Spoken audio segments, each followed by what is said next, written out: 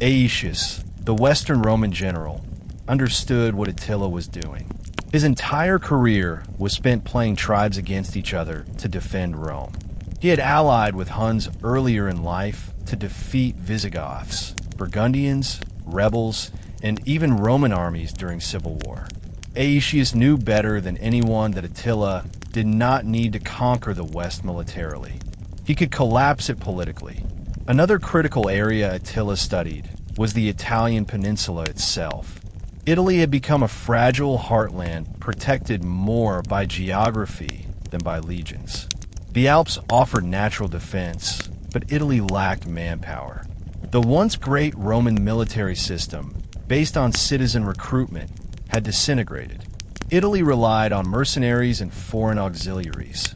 Goths, Huns, Moors, and Franks served in imperial ranks.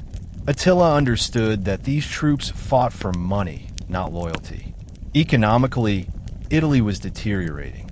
The Vandals had seized North Africa, cutting off critical grain shipments. Cities like Rome and Ravenna faced food shortages and inflation. Farms decayed, and villa aristocrats hoarded wealth. Attila recognized this as weakness. Starving cities defend themselves poorly. Culturally, Western intellect was fading. Few Roman schools survived, book production decreased, and historians lamented that people were forgetting their own past. Attila, who valued oral memory and warrior tradition, viewed this academic decay as symbolic. The Romans were losing identity while the Huns remained unified. Attila also studied Roman road systems. The empire retained a sophisticated highway network connecting Gaul and Italy. If Hun armies control these roads, they could move faster than Rome expected. Scouts mapped river crossings, food storage sites, horse grazing regions, and safe winter camps. Attila knew exactly where he would march before the invasion even began. Hun envoys also traveled to Ravenna, observing architecture, troop movement, fortification quality, and naval activity. They discovered that the Western Empire had almost no naval capacity. It could not move armies across seas quickly. If Attila penetrated Italy, evacuation would be impossible. Politically, Attila saw something fatal. Valentinian III was weak, Aetius aging, and future leadership uncertain. Rumors circulated that aristocrats wanted to replace Aetius, leaving the empire without its only competent general. Attila knew the West would fall to confusion as soon as its strongest pillar broke. Thus, by the late 440s and early 450s, Attila had formed a complete strategic map of the Western Empire. He knew its armies were small, its rulers divided, its people terrified, and its borders undefended. The West was not a fortress. It was a crumbling fortress with open gates. Attila believed destiny called him to walk through them. As Attila prepared to shift military focus westward, the internal drama of the Roman world took a shocking turn that would shape history forever. The involvement of Honoria, sister of Emperor Valentinian III. This event is one of the most fascinating political scandals in antiquity because it transformed Attila's intentions from cold strategy into personal justification. Honoria was a woman trapped in the rigid aristocratic expectations of Roman court life. She desired independence, perhaps even political power. When her family attempted to force her into marriage with a Roman senator, she secretly reached out to Attila, sending him a message and, according to one famous version, a ring. Her request was simple but dangerous. She asked Attila to rescue her and propose marriage. Attila interpreted this as more than romantic interest. It was a political invitation. To him, Honoria's message confirmed that internal Roman power struggles could be exploited. By offering himself as her husband, Attila gained a legal argument claiming half of the Western Empire as dowry. He declared publicly that Honoria had become his bride and that he was entitled to imperial territory by right. Rome denied this claim, imprisoned Honoria, and sent desperate letters trying to explain away her proposal as childish rebellion. But the damage was done. Attila now held justification for invasion that sounded legitimate to his followers. Rome had insulted his royal honor and stolen his bride. Meanwhile, Attila's internal empire was at its strongest. Tribute gold filled coffers. Warriors from dozens of nations trained under Hun banners. Religious myth and political loyalty combined, forging unity unmatched in European history since the early centuries of Rome itself. Attila also maintained a strict code of discipline. Warriors who stole, deserted, or disobeyed were punished mercilessly. This brutal order ensured that Hun armies marched with precise coordination. Attila's preparation for Western invasion also involved diplomatic pressure. He sent letters demanding that Ravenna honor his claim to Honoria and her inheritance. Valentinian III panicked. His court realized that declining Attila's request could trigger war, but accepting would destroy imperial legitimacy. The Western Empire faced an impossible decision, and Attila reveled in this trap. On the spiritual front, European religious leaders interpreted Attila's interest in Honoria as a sign that the apocalypse approached. Monks wrote that the union between a Christian princess and a pagan king symbolized divine punishment. Priests urged fasting and repentance. Fear seeped into everyday life. Attila also took advantage of these psychological conditions by spreading word that he would bring justice to Honoria and liberate oppressed peoples of Gaul. Propaganda worked both ways.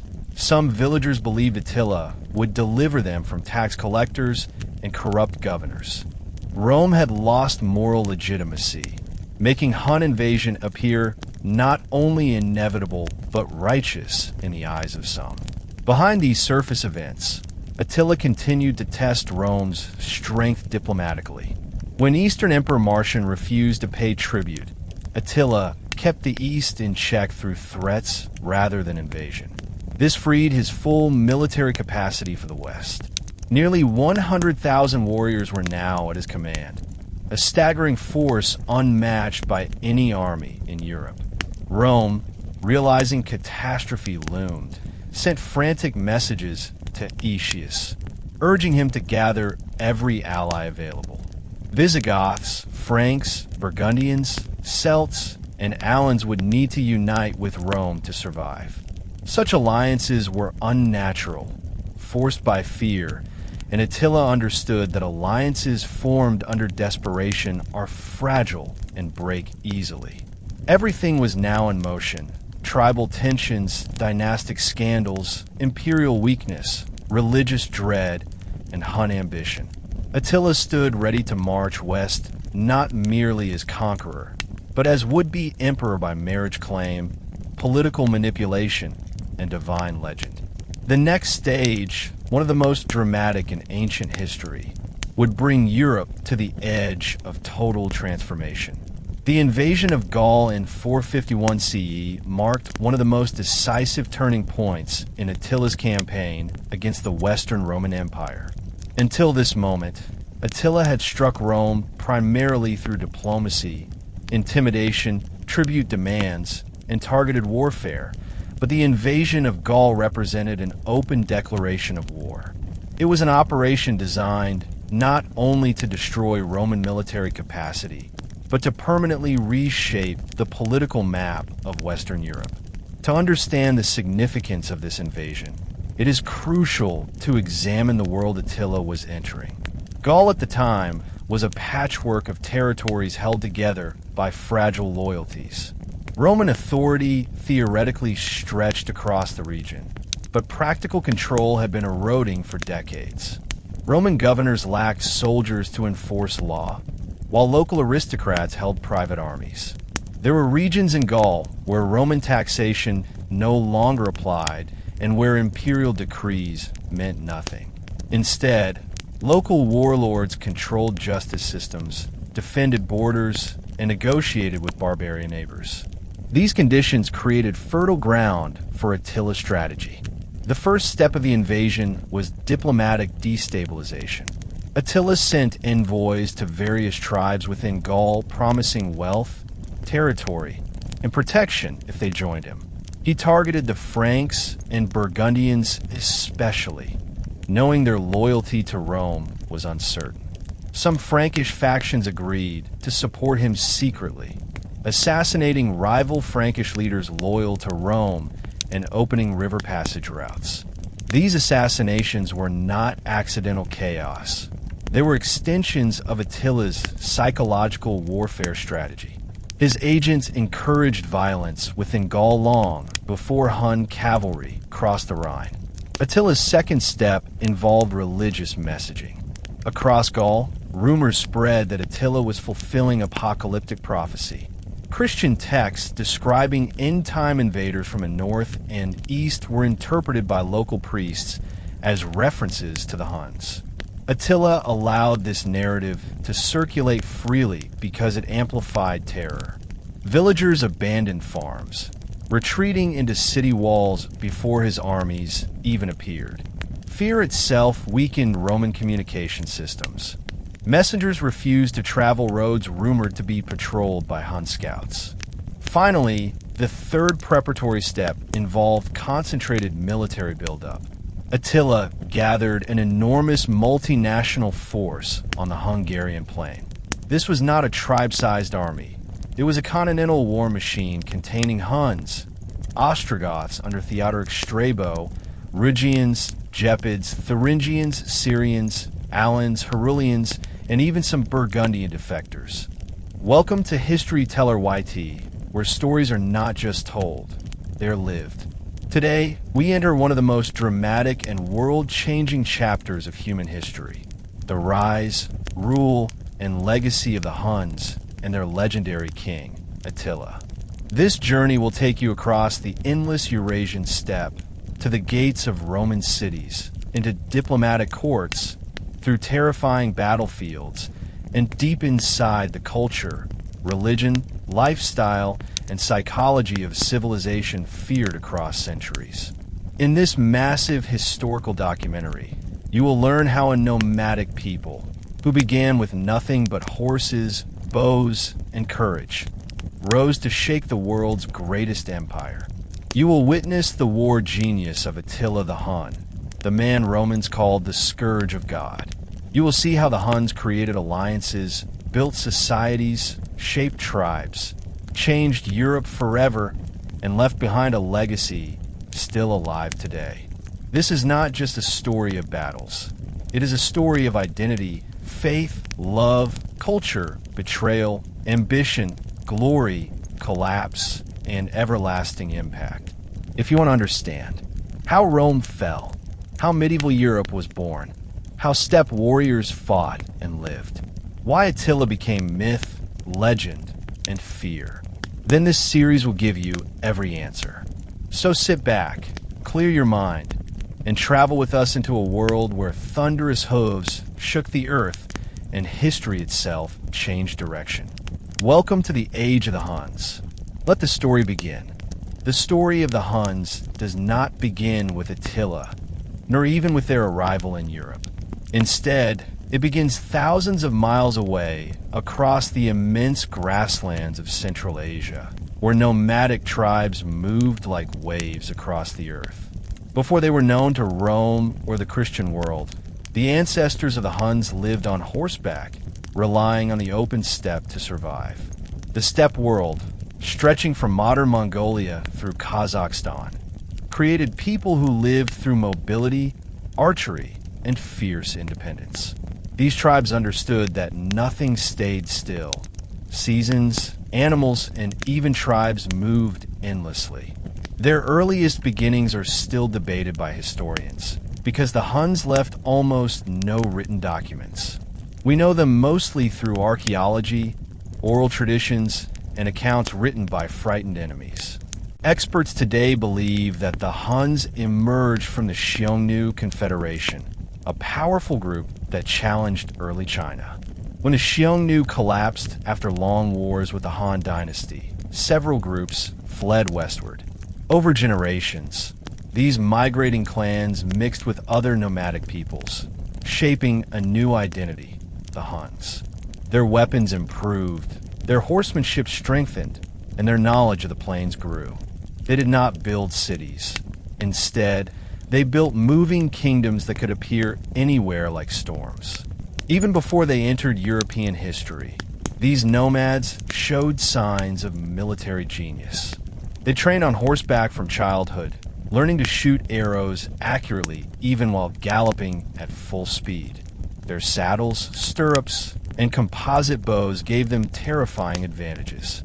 As the Huns traveled west, they caused enormous migrations. Tribes fled from them, pushing into Roman lands, which in turn destabilized Europe. When villagers in Eastern Europe looked out at the horizon and saw dust clouds forming, rumors spread of monsters riding horses, devouring everything in their path. This mixture of fear and mystery allowed the Huns to gain a mythic reputation long before Rome ever saw them.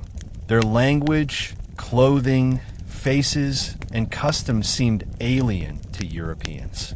Roman writers later described them as creatures between men and beasts, but this reflected fear, not truth. The Huns were skilled, intelligent, and highly organized. Their early history, though shadowed by legend, proves one thing clearly. They did not simply appear from nowhere. They were shaped by centuries of cultural blending, migration, and survival across the ruthless open steppe. By the time the Huns reached the frontiers of Eastern Europe in the late 4th century, the Roman Empire was already weakened by internal conflict, corruption, and economic decline. Civil wars in Rome had drained resources, and the empire struggled to defend its borders. But the arrival of the Huns brought a new kind of threat, an enemy unlike anything Rome had faced before. Most Roman armies relied on heavy infantry, armored shields, close formations, and disciplined tactics that had been refined for centuries.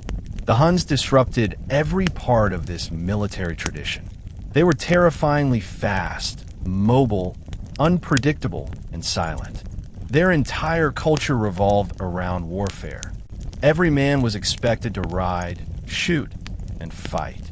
They used bows made from horn and sinew that could pierce armor at long distances, and their ability to turn in the saddle while firing made them seem superhuman. The first tribes to be crushed by the Huns were the Alans and the Ostrogoths. These groups had lived peacefully for generations, farming and herding near the Black Sea. When the Huns appeared, they were not just militarily defeated, they were psychologically broken. Stories spread of men who learned to ride before walking, of warriors who scarred their own faces to appear more frightening, and of armies that fought without forming ranks, attacking from distances Roman shields could not defend. European leaders began describing the Huns as demons sent by God as punishment for human sin. Villagers prayed, priests preached repentance, and kings trembled. The fleeing survivors poured into Roman territory, begging for asylum. This mass migration, known historically as the Great Migration, was the first direct effect the Huns had on Europe. It forced Rome to confront an unstoppable chain reaction of migrations, rebellions, border pressure, and cultural change. The Goths, pushed into Roman regions by the Huns, eventually rebelled and killed Emperor Valens at the Battle of Adrianople in 378 CE. That single event reshaped world history.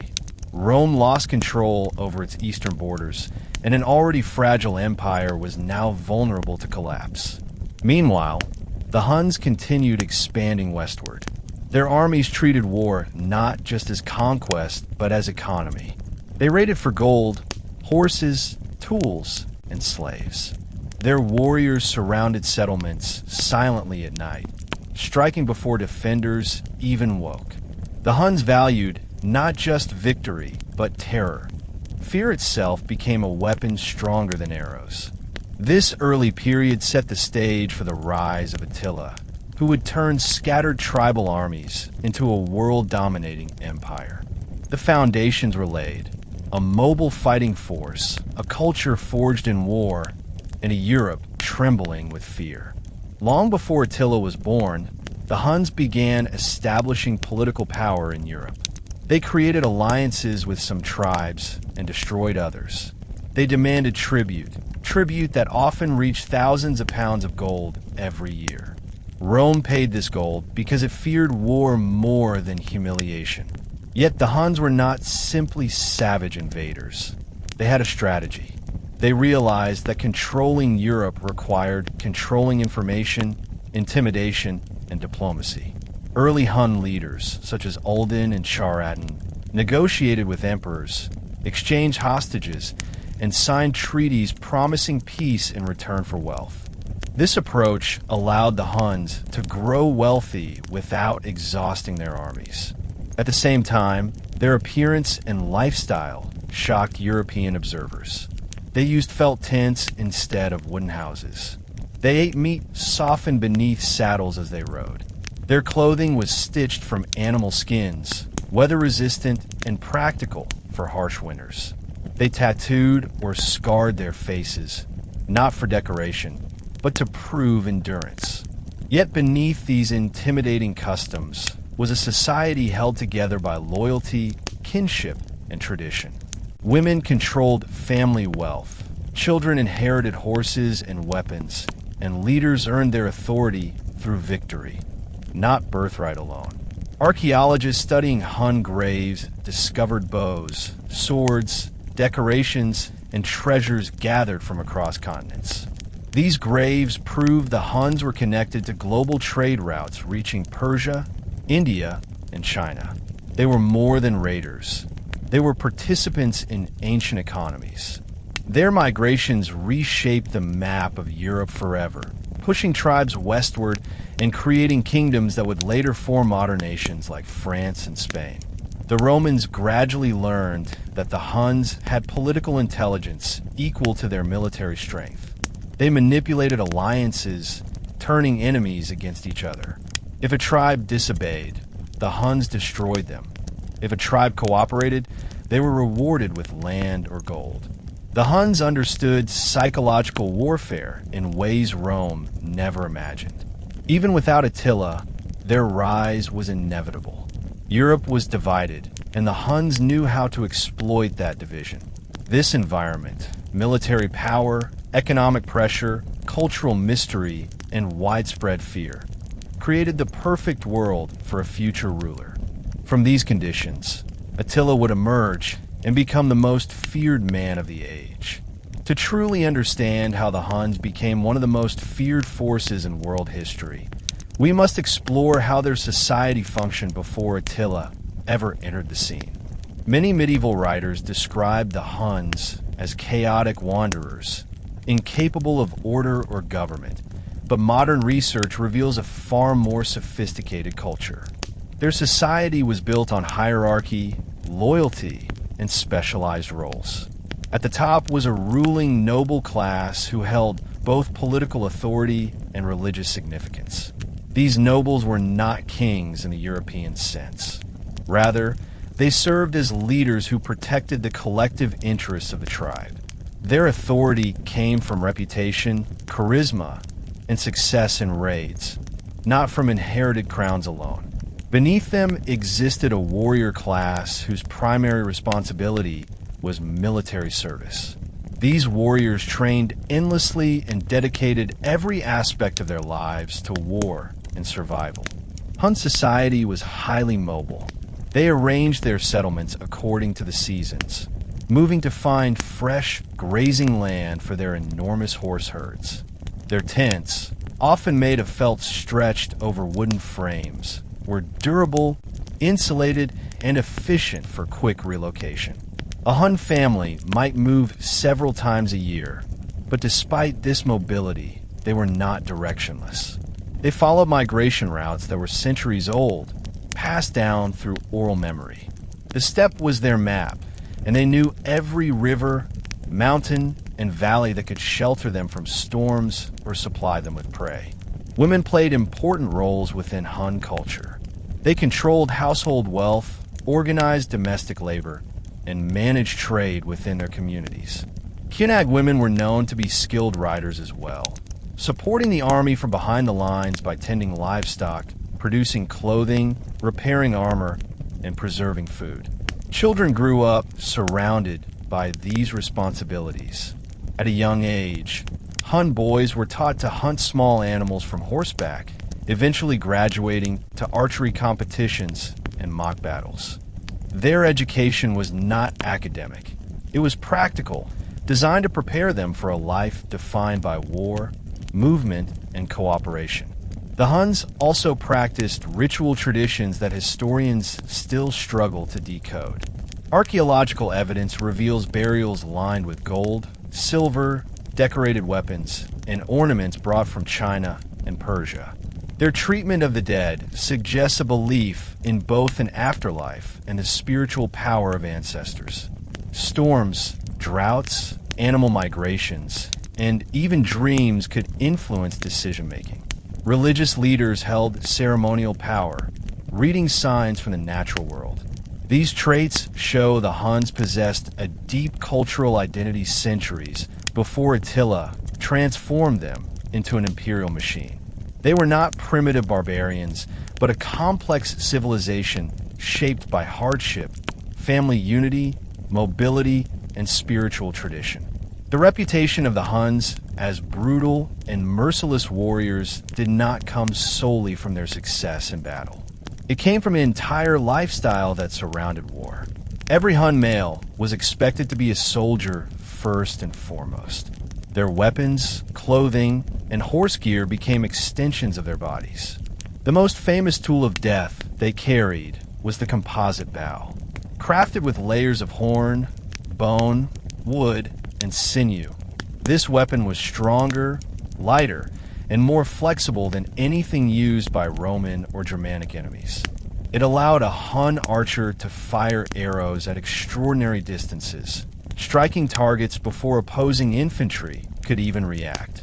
Unlike Roman legions, Hun warriors did not fight in rigid formations. They attacked in fast waves, drew enemy lines apart, then rushed through the gaps to destroy morale. Their horses, too, must be recognized as central characters in their military story. Huns raised multiple horses for each soldier, allowing them to switch mounts in battle when one became exhausted. Their saddles were high, firm, and designed for incredible stability. This enabled them to twist their bodies backward at full gallop and fire arrows in any direction. When Romans watched Hun cavalry riding circles around them, they believed they were facing supernatural beings. But the truth was simpler.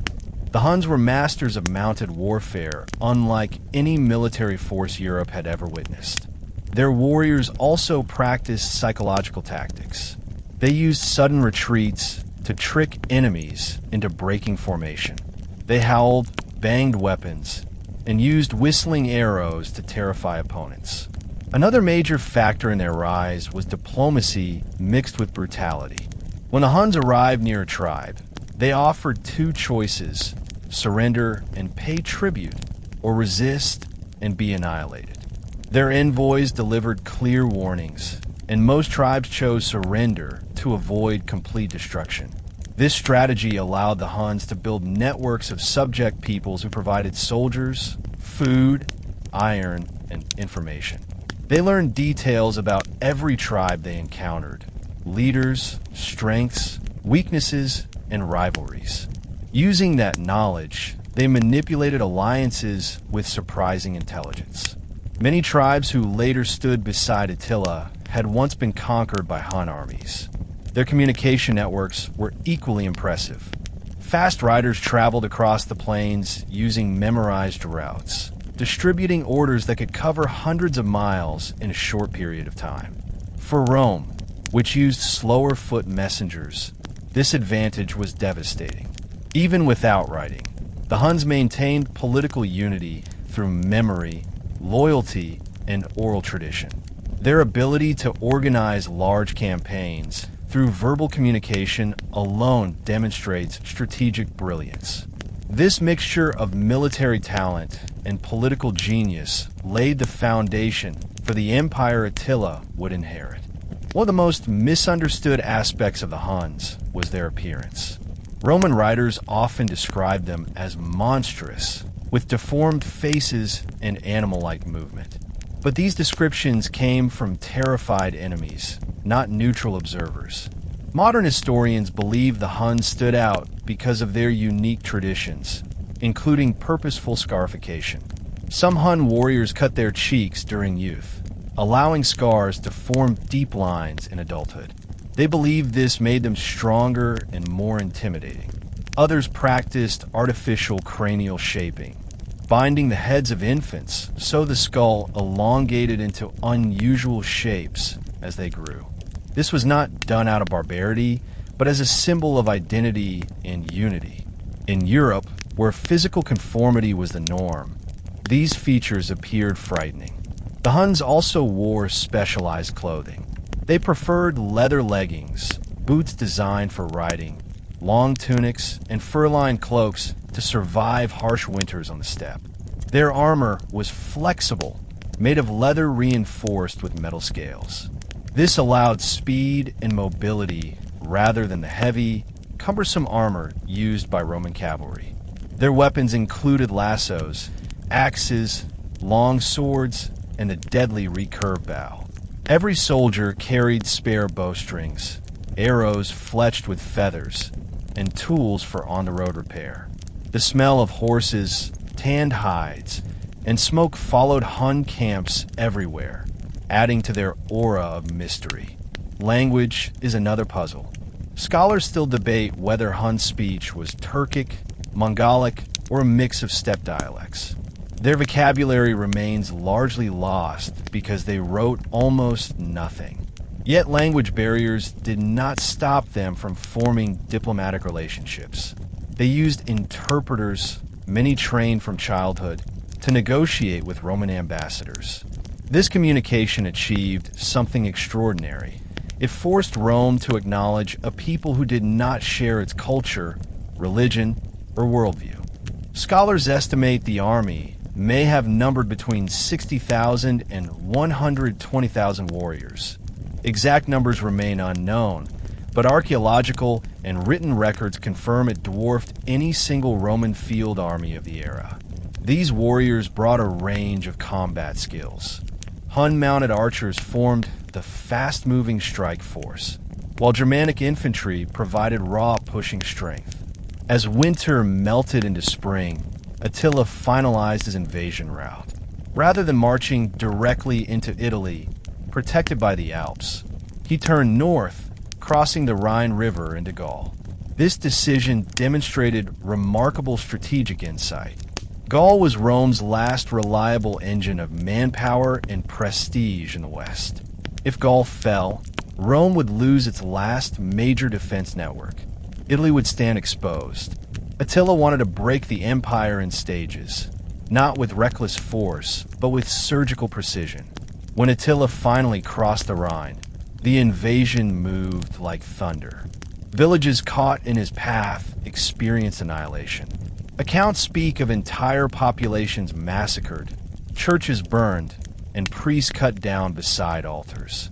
Archaeological sites in northern France show burned layers consistent with Hun raids, supporting the written record. Yet it is important to recognize that Hun warfare was not mindless barbarism. The brutality served a tactical purpose. Terror accelerated surrender. Towns surrendered out of fear before battles even began. The Roman provinces could not respond quickly. Valentinian III was trapped in Ravenna, unable to travel fast enough to organize a western defense. Aetius had to assemble a makeshift coalition. Visigoths, Franks, Burgundians, Alans, and Romans under one banner. But forging unity between tribes that hated each other required time Attila was unwilling to give. His plan was to beat Aetius to major centers, especially Orleans, before Roman forces fully gathered. Through these negotiations, the Huns learned the inner weaknesses of Europe. They discovered that Rome depended on gold to maintain peace with barbarian tribes, that emperors feared civil rebellion more than foreign invasion, and that rival generals were willing to betray each other for political advantage. The Huns exploited all of this. By the time Attila was born, his people were no longer wandering outsiders. They had become a dominant geopolitical force, stretching from the Caspian Sea to the heart of the Danube Basin. Their leaders collected tribute, controlled trade, and intimidated kings across Europe. They were feared not only because of violence, but because they represented a world outside European logic, a world that could not be negotiated away or destroyed through traditional warfare. The foundations for Attila's future were solid, rooted in centuries of cultural evolution, martial superiority, and strategic intellect. When Attila eventually rose to power, he did not build from nothing. He took command of a society already molded into an unstoppable weapon. The first confirmed moment when the Huns burst into European historical writing occurred in the late 4th century, when terrified chroniclers in the Eastern Roman Empire described a mysterious new people who seemed to arrive directly from the edges of the known world. These early references were filled with confusion. Some writers believed the Huns were descended from evil spirits in the wilderness. Others claimed they were offspring of demons and witches. These myths reveal more about European fear than actual Hun identity. The truth was that the Huns did not appear suddenly. They had been advancing for decades, pushing tribal populations ahead of them and slowly reshaping the ethnic map of Eastern Europe. When they first reached the lands of the Volga River, they clashed with the Alans, a powerful nomadic confederation that controlled trade routes and grazing territories. Their victory over the Alans gave them fresh resources, horses, and new soldiers. Many conquered Alans even joined Hun forces, becoming trusted auxiliaries and translators. News of Hun expansion traveled quickly across the steppe, but Europe did not yet fully grasp the danger. Roman generals stationed along the Danube assumed these newcomers were like any other raiding group, manageable through tribute or controlled with limited cavalry patrols. What Roman leadership failed to understand was the sheer scale of population displacement happening beyond their borders. The Huns were not simply raiders. They were a force so enormous and aggressive that entire nations fled before them. The most dramatic result of this pressure was the movement of the Gothic peoples. The Goths, split into Ostrogoths and Visigoths, had lived for generations in lands north of the Black Sea. They farmed wheat, practiced Christianity, traded with Rome, and formed their own warrior aristocracies. Their society was stable, powerful, and proud until the Huns appeared. Around 370 CE, Hun armies swept into Gothic territory with devastating speed. The Ostrogothic kingdom collapsed first. King Ermaneric, an aging ruler, is said to have committed suicide rather than face the humiliation of defeat. His kingdom fractured into smaller tribal groups that submitted to Hun dominance. This moment is one of the clearest indicators of Hun supremacy. A major European kingdom shattered not through years of war, but in a single catastrophic shockwave. Once the Ostrogoths fell, the Visigoths realized they were next. But instead of surrendering, the Visigoths turned to Rome for protection. Tens of thousands crossed the Danube River and begged Emperor Valens for asylum. Rome accepted them reluctantly, imagining the Visigoths would become obedient subjects. Instead, poor treatment and starvation pushed the Visigoths into open rebellion. That rebellion led to the Battle of Adrianople in 378 CE, when Roman forces marched confidently against Gothic warriors, only to be crushed. Emperor Valens died on the battlefield, and the Eastern Roman army was nearly annihilated.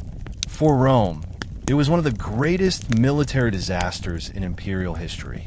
Yet behind this event stood the Huns, unseen but responsible. Their arrival had indirectly caused a domino effect that Europe could not stop.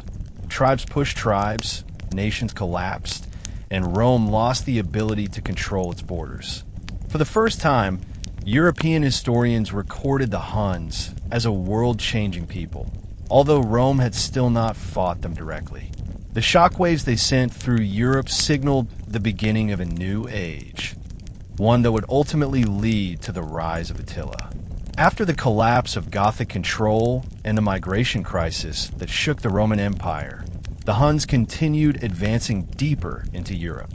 By 395 CE, they began launching raids into Roman territory itself. Their first major targets were not great fortified cities, but rather rural settlements and defiant tribes living along the frontiers. The Roman world was accustomed to war, but Hun warfare was unlike anything Roman commanders had confronted before. They did not march in predictable formations, nor did they limit attacks to warm seasons. They moved quickly, even in winter, exploiting frozen rivers as highways to reach deep into enemy regions. Their horse herds provided constant mobility. Food, transport, and warfare rolled into one living engine. Their knowledge of steppe geography also allowed them to appear where Romans least expected, sometimes crossing marshes or snowfields believed impassable. The Huns understood that raiding wasn't only about capturing wealth, it was about weakening Rome psychologically. In their earliest campaigns, they burned farms, destroyed crops, and carried off prisoners. Panic spread through the Balkan provinces. Local Roman officials wrote desperate letters to Constantinople demanding reinforcements, but the empire struggled to respond. Internal civil wars drained funds, and recruitment slowed as more soldiers deserted to avoid frontier duty. The Huns also used diplomacy to their advantage, playing Roman politics against itself. They accepted bribes from Roman emperors to avoid attacking certain cities, then used that money to fund further invasions elsewhere. Their leaders understood how to weaponize Roman weaknesses, and they exploited corruption, disunity, and fear. As Hun presence increased, their image within Roman writing evolved dramatically. Early Roman accounts portrayed the Huns as subhuman savages, but by the early 5th century, a new perspective emerged in Roman diplomacy: respect mixed with terror. Roman generals realized that the Huns were intelligent negotiators capable of understanding treaties, trade values, and political promises. In some cases, the Huns were even hired as mercenaries to fight Rome's other barbarian enemies. Roman military leaders, desperate to hold territory, paid Hun raiders to attack Visigothic and Vandals groups. This willingness to deploy one enemy against another reflected Rome's growing weakness. By this period, Hun leadership had become more centralized. The empire they were building stretched across the plains of Eastern Europe, including modern Hungary, Romania, Ukraine, Slovakia, and Serbia. The Danube River became a frontier not between civilizations, but between two worlds: the settled Roman agrarian culture and the aggressive, mobile Hun confederation. Within this confederation were dozens of tribes forced into submission: Alans, Goths, Slavs, Sarmatians, and many others. Some were slaves, others were allies, but all contributed manpower to future Hun campaigns.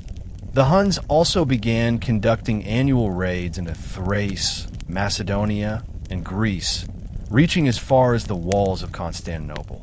They learned the geography of Roman provinces, studied weaknesses in fortifications, and measured the response time of Roman legions. Their demands for gold increased every year. In 422 CE, the Eastern Roman Empire signed a treaty agreeing to pay enormous tribute simply to avoid invasion. But these payments did not satisfy the Huns. They proved even more tempting. European rulers learned too late that paying off the Huns only encouraged their appetite. This period marks the moment when the Huns, once described as shadowy steppe raiders, evolved into a structured political empire capable of negotiating and demanding tribute from the wealthiest power in the Western world. Rome, which once ruled an entire continent, now trembled before nomadic warlords. The stage was nearly set for a new leader to inherit this growing empire, someone capable of forging the Huns into a unified superpower. That man would be Attila. Before Attila's rise, Hun diplomacy toward Rome shifted dramatically. Earlier Hun leaders used raids and intimidation to achieve immediate wealth. But by the 420s, the Huns were developing a complex international identity. They acted as military allies, mercenaries, enemies, trading partners, and extortionists, sometimes all at once. They provided soldiers to Roman generals, fought against rebellious Gothic factions, and stationed warriors on imperial payrolls. Many Roman officials welcomed this alliance, believing it offered stability. But they ignored a critical truth.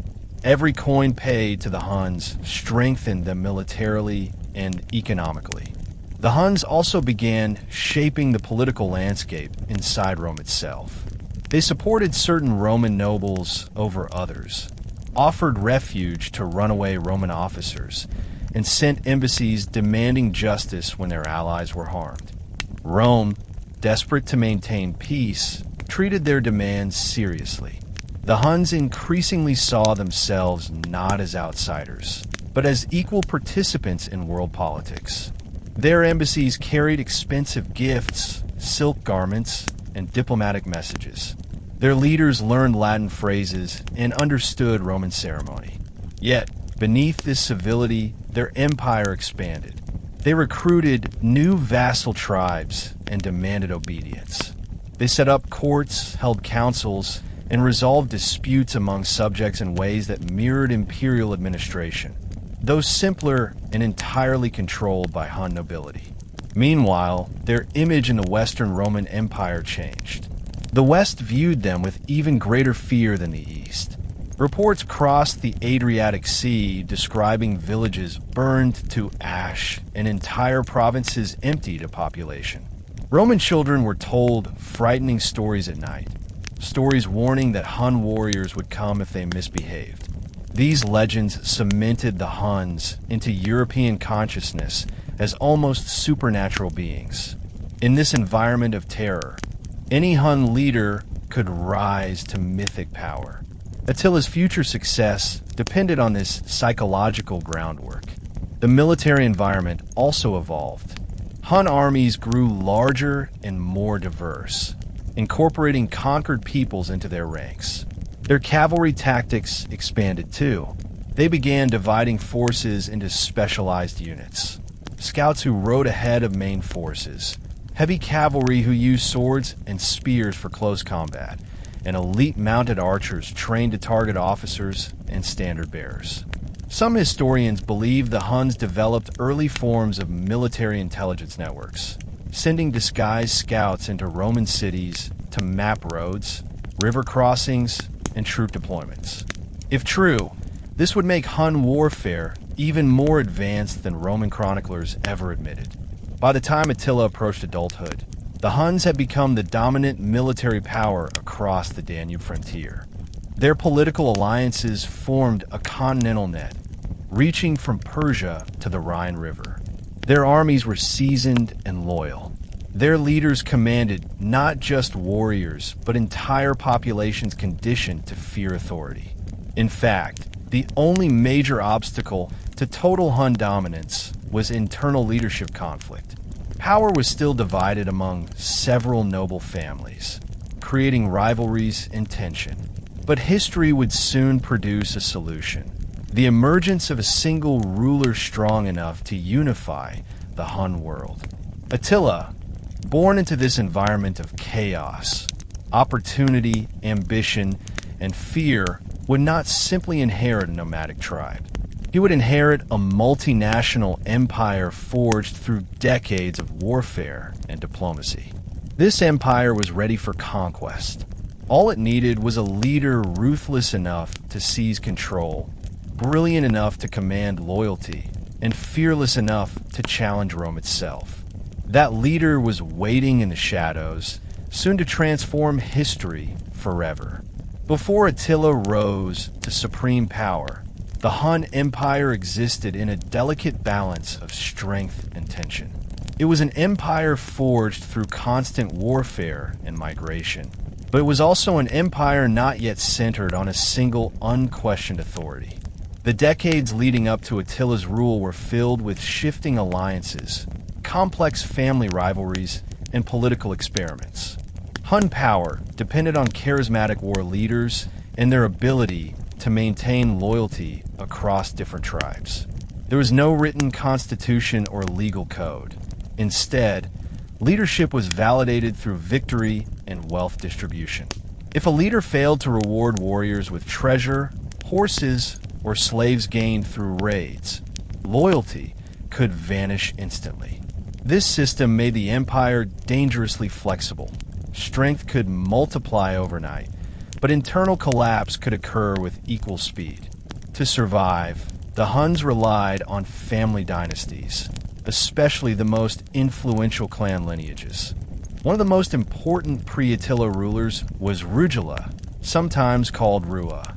Rugila held real authority because he understood Roman politics better than most barbarian kings.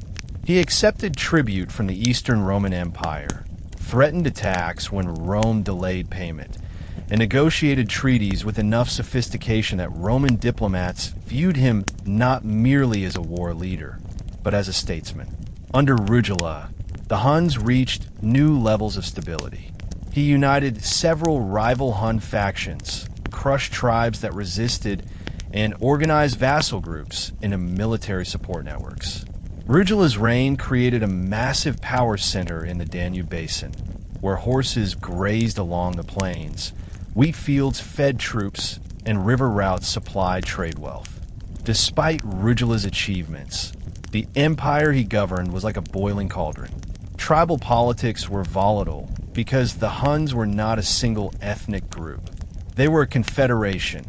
Alans, Sarmatians, Goths, Slavs, Scythians, Iranian steppe peoples, Turkic tribes, and countless mixed families.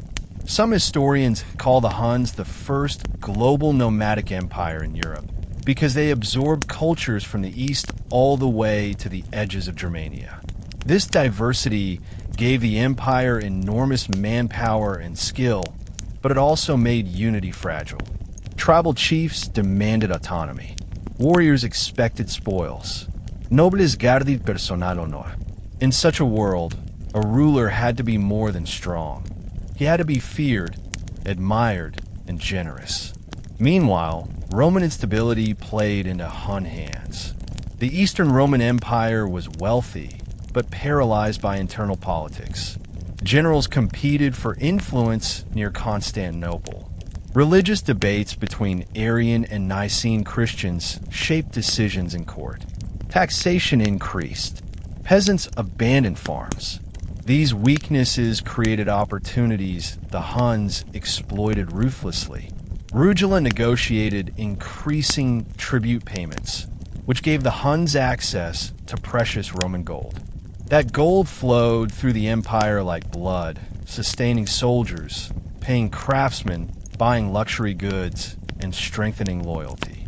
Yet Rugila's rule ended abruptly with his death around 434 CE. His passing left a vacuum, one that could have torn the empire apart.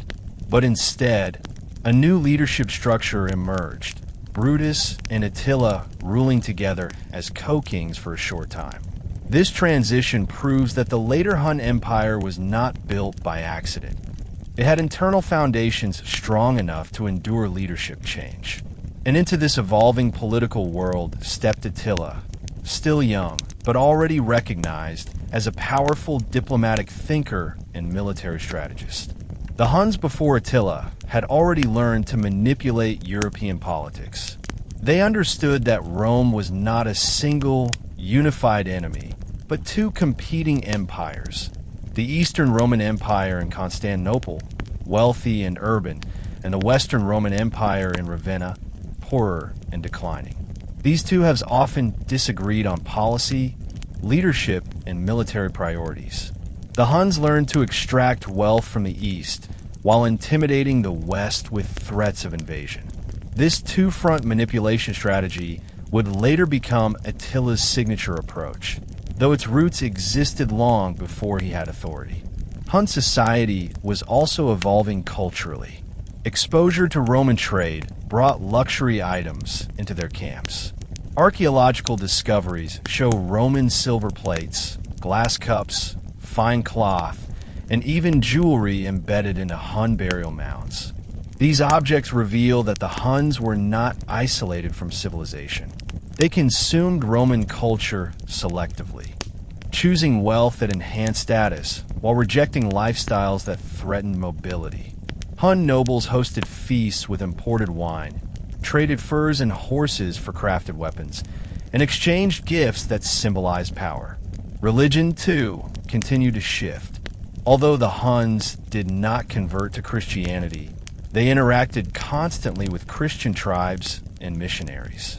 Priests recorded stories of encounters with Hun leaders, describing them as both ferocious and curious. Diplomacy shaped the empire just as much as warfare. The Huns practiced hostage exchange with Rome, sending members of noble families to be educated in imperial courts. Attila himself, according to several traditions, spent time communicating with Roman ambassadors from a young age. These interactions taught the Huns Latin speech patterns, Roman legal logic, and the psychological vulnerabilities of imperial elites. Rome, in return, received Hun hostages who grew up speaking Gothic, Hun languages, and Latin, later becoming translators and negotiators. It was an intellectual exchange born from necessity, not friendship. While culture developed, the military core of Hun identity remained ruthless. They continued to expand their influence by raiding deep into the Balkans, even threatening Greece and Thrace. They took slaves in enormous numbers. These enslaved peoples were forced to build camps, transport goods, and serve nobility. But slaves also contributed knowledge. Craftsmen from conquered territories built weapons, armor, and metal adornments. The Hun Empire was becoming a multicultural workshop of war. Roman panic grew as Hun raids increased in frequency and depth. Village entiers. Frontier towns lost tax revenue. Local militias disbanded when confronted with Hun mobility, abandoning defensive walls. The Eastern Roman Empire desperately paid increasing tribute, hoping to delay larger invasions. These payments unintentionally funded a stronger Hun army. What Roman emperors failed to grasp was that every coin they sent east purchased more ammunition that would eventually be used against them. Into this unstable world of fear, wealth, cultural fusion, and military aggression came a generation of young Hun nobles shaped by ambition. Gaul was a race between an empire trying to survive and an invader who believed destiny marched beside him. The first major phase of Attila's invasion focused on systematically dismantling opposition across northeastern Gaul. His scouts mapped the region's river networks, which provided natural pathways for mounted warfare. The Rhine crossing is believed to have occurred near modern Germany, though exact locations remain debated among historians. What is certain is that the frontier defenses collapsed almost instantly. Roman border troops, mostly Germanic mercenaries, deserted rather than face Hun cavalry. These soldiers had heard what Attila did to enemies in the east. They knew resistance meant death and that Rome could not protect their families. Attila advanced southward and westward, striking cities along the Moselle and Meuse rivers. Metz, Trier, and Strasbourg suffered heavy damage. Letters written by churchmen decades later described burned churches and abandoned settlements. Chronicles from Gregory of Tours claim the city of Metz was destroyed on Easter, its buildings left in ruins. Although medieval writers may exaggerate, archaeology confirms population decline consistent with catastrophic events. While advancing, Attila used his allied Germanic infantry to occupy towns and manage supply lines. This contradicts the old stereotype of Hun warfare as purely nomadic. Attila's army functioned like a mobile state, with administrators, translators, blacksmiths, and livestock managers. War camps included thousands of support personnel. Horses needed constant feeding. Arrows needed to be replenished. Medical staff tended wounded warriors using herbal blends learned from Iranian traditions. These operational elements show why the Hun invasion lasted months rather than weeks. Attila was one of them. As a youth, he would have witnessed caravans transporting gold from Constantinople. He would have observed how quickly tribute strengthened warrior morale. He would have seen the weakness of Roman diplomacy, the lies, the delays, the betrayals. The empire forming around him was preparing for a leader who could transform its loose confederation into a disciplined war machine. As the Huns continued growing in power, the lands between the Carpathian Mountains and the Black Sea became the heart of their empire. These regions offered ideal grazing territory and access to salt rivers essential for horse herds. The landscape was dotted with temporary settlements, moving as needed, but archaeological evidence suggests semi-permanent structures also existed: storage pits, metal workshops, and ritual sites. This challenges the misconception that the Huns were mindless nomads. They practiced strategic mobility. They built networks of encampments, allowing armies to move rapidly without exhausting local resources. Their territory functioned like a living organism, never still, never fixed, always adapting. Meanwhile, European fear of the Huns intensified. The Roman poet Claudian described them as people who come with the speed of lightning, sweeping forests and nations. Stories exploded across taverns and marketplaces. Tales of Hun soldiers drinking blood, of horses that never tired, and of rulers who spoke little but killed often. These myths, though exaggerated, contained kernels of truth. Hun warriors trained constantly. They learned to sleep in the saddle, to fire arrows backward, to survive with minimal food, and to kill without hesitation. Yet beneath their fierce reputation existed real political intelligence. Hun rulers maintained networks of spies and interpreters across Europe. They knew about Roman debates, border problems, and rebellions. They also tracked movements of the Goths, Vandals, and Franks. Their empire sat at the center of a continent-wide communication web. This intelligence system eventually enabled Attila to choose perfect targets. Another driving force behind Hun development was economic reality. Their vast herds required grazing and water. Their army demanded iron for weapons and leather for armor. Tribute income was not just status, it was survival. Without gold, the empire could collapse under its own weight. Therefore, Hun diplomacy deliberately shaped itself around extracting wealth through intimidation rather than farming or mining. The world before Attila was therefore both powerful and brittle. The Huns controlled immense land and frightened nations, but their empire required constant motion. Stagnation meant death. Everything depended on momentum. New victories, new gold, new horses, new alliances. When Rugila died, the Hun nobility understood that the empire needed a leader who could guarantee motion. Attila and his brother Bleda rose as joint rulers, proving that Hun leadership could transition genetically and politically. But it would not remain a partnership for long.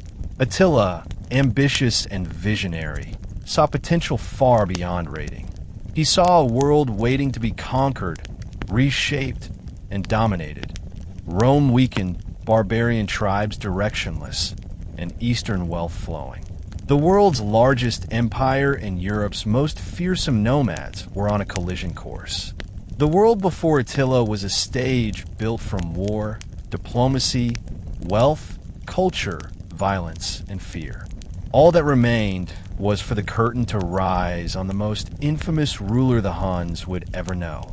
Attila's early life remains a combination of fact and mystery, shaped by records from Roman historians, legends written centuries later, and archaeological evidence that paints a picture of a young warrior raised in one of the most dangerous environments in world history. He was born around the beginning of the 5th century, likely between 406 and 410 CE, at a time when the Hun Empire was rising rapidly and the Roman world was collapsing. To grow up as a Hun prince in this era meant being surrounded by constant movement, political negotiations, horseback training, and brutal combat preparation. From the moment he could walk, Attila would have been placed on horseback, learning balance, archery, and directional control long before he could read or write. Childhood, for any Hun boy, was never gentle or indulgent. It demanded physical endurance, emotional toughness, and obedience to family honor. Attila's father was believed to be Munzuk, a nobleman and brother to Rugila and Octor, 2 major Hun leaders. This family connection meant Attila grew up within the inner circle of Hun power. Camps where he lived would have hosted diplomats from Constantinople, Gothic chiefs, Roman mercenaries, and ambassadors delivering tribute gold. From a young age, Attila would have watched how power operated, not simply through swords, but through conversation, psychological control, and economic leverage. He learned that the Hun world was complex. It was not a single tribe. It was a storm of cultures bound together through fear, loyalty, and ambition. Daily life for the young Attila combined intense training and tribal education. Boys learned to hunt wolves, deer, and boar to master aim and patience. They learned to survive off the land, ride at night, cross rivers on horseback, and maintain weapons against harsh weather. Their bows were their greatest treasures. Each bout took weeks to build, using horn and sinew carefully glued together. A boy might spend months strengthening his draw power until he could pull a bowstring strong enough to pierce armor. Attila would have improved continuously until instructors declared him a true mounted archer. This level of discipline explains why Hun cavalry became unstoppable under his leadership. Attila also learned diplomacy. Hun noble families practiced arranged marriages, hostage agreements, and ritual hospitality. Children from prominent families might be sent to rival tribes as political symbols. Some historians believe Attila spent time learning Roman culture through envoys and interpreters. This would explain his later mastery of negotiations. He understood Roman weaknesses, greed, and internal division not because he read about them in books, but because he grew up watching Rome beg for peace. Even as a child, Attila would have heard stories of gods, steppe spirits, ancestral heroes, and omens. The Huns believed thunder, animal patterns, dreams, and battlefield signs held meaning. Attila grew up believing victory was connected to destiny. One reason why he later pursued conquest with such obsessive focus. His psychological formation was shaped not by luxury, but by spiritual pressure, parental expectations, and the harsh logic of steppe survival. By adolescence, Attila had already become a warrior. He rode long distances, slept outdoors in storms, endured winter hunger, and learned to accept pain without complaint. His body hardened, his senses sharpened, and his identity merged with the identity of his people. Though still young, he stood on the threshold of greatness, backed by a rising empire and prepared for the brutal trials ahead. Attila's personality shaped itself within a world where strength was everything and emotional vulnerability was considered weakness. He learned early that every leader, no matter how gifted, could be challenged by jealous nobles or defeated by rival clans. Therefore, Attila developed a calculating mind. Before he was a conqueror, he was a thinker, understanding how alliances worked and how manipulation could be more effective than violence.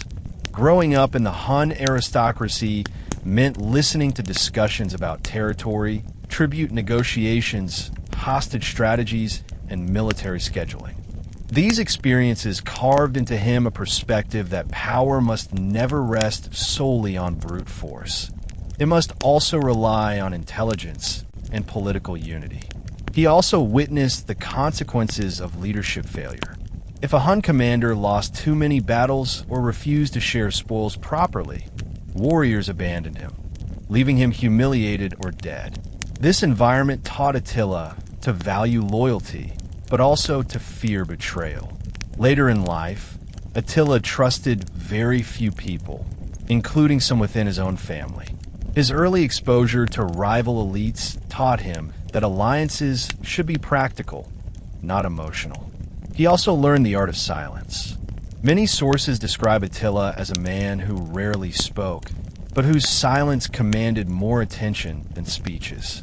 This personality trait was likely shaped in childhood, through observing how Hun rulers maintained dignity and intimidation through quiet presence rather than loud threats. The spiritual culture of the Huns also influenced Attila deeply. Unlike Rome, which separated religion and governance, Hun spirituality and leadership were intertwined. Attila grew up hearing prophecies claiming his people were chosen by gods to bring destruction to the west.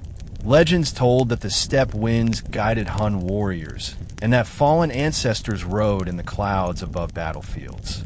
It was a worldview saturated with destiny.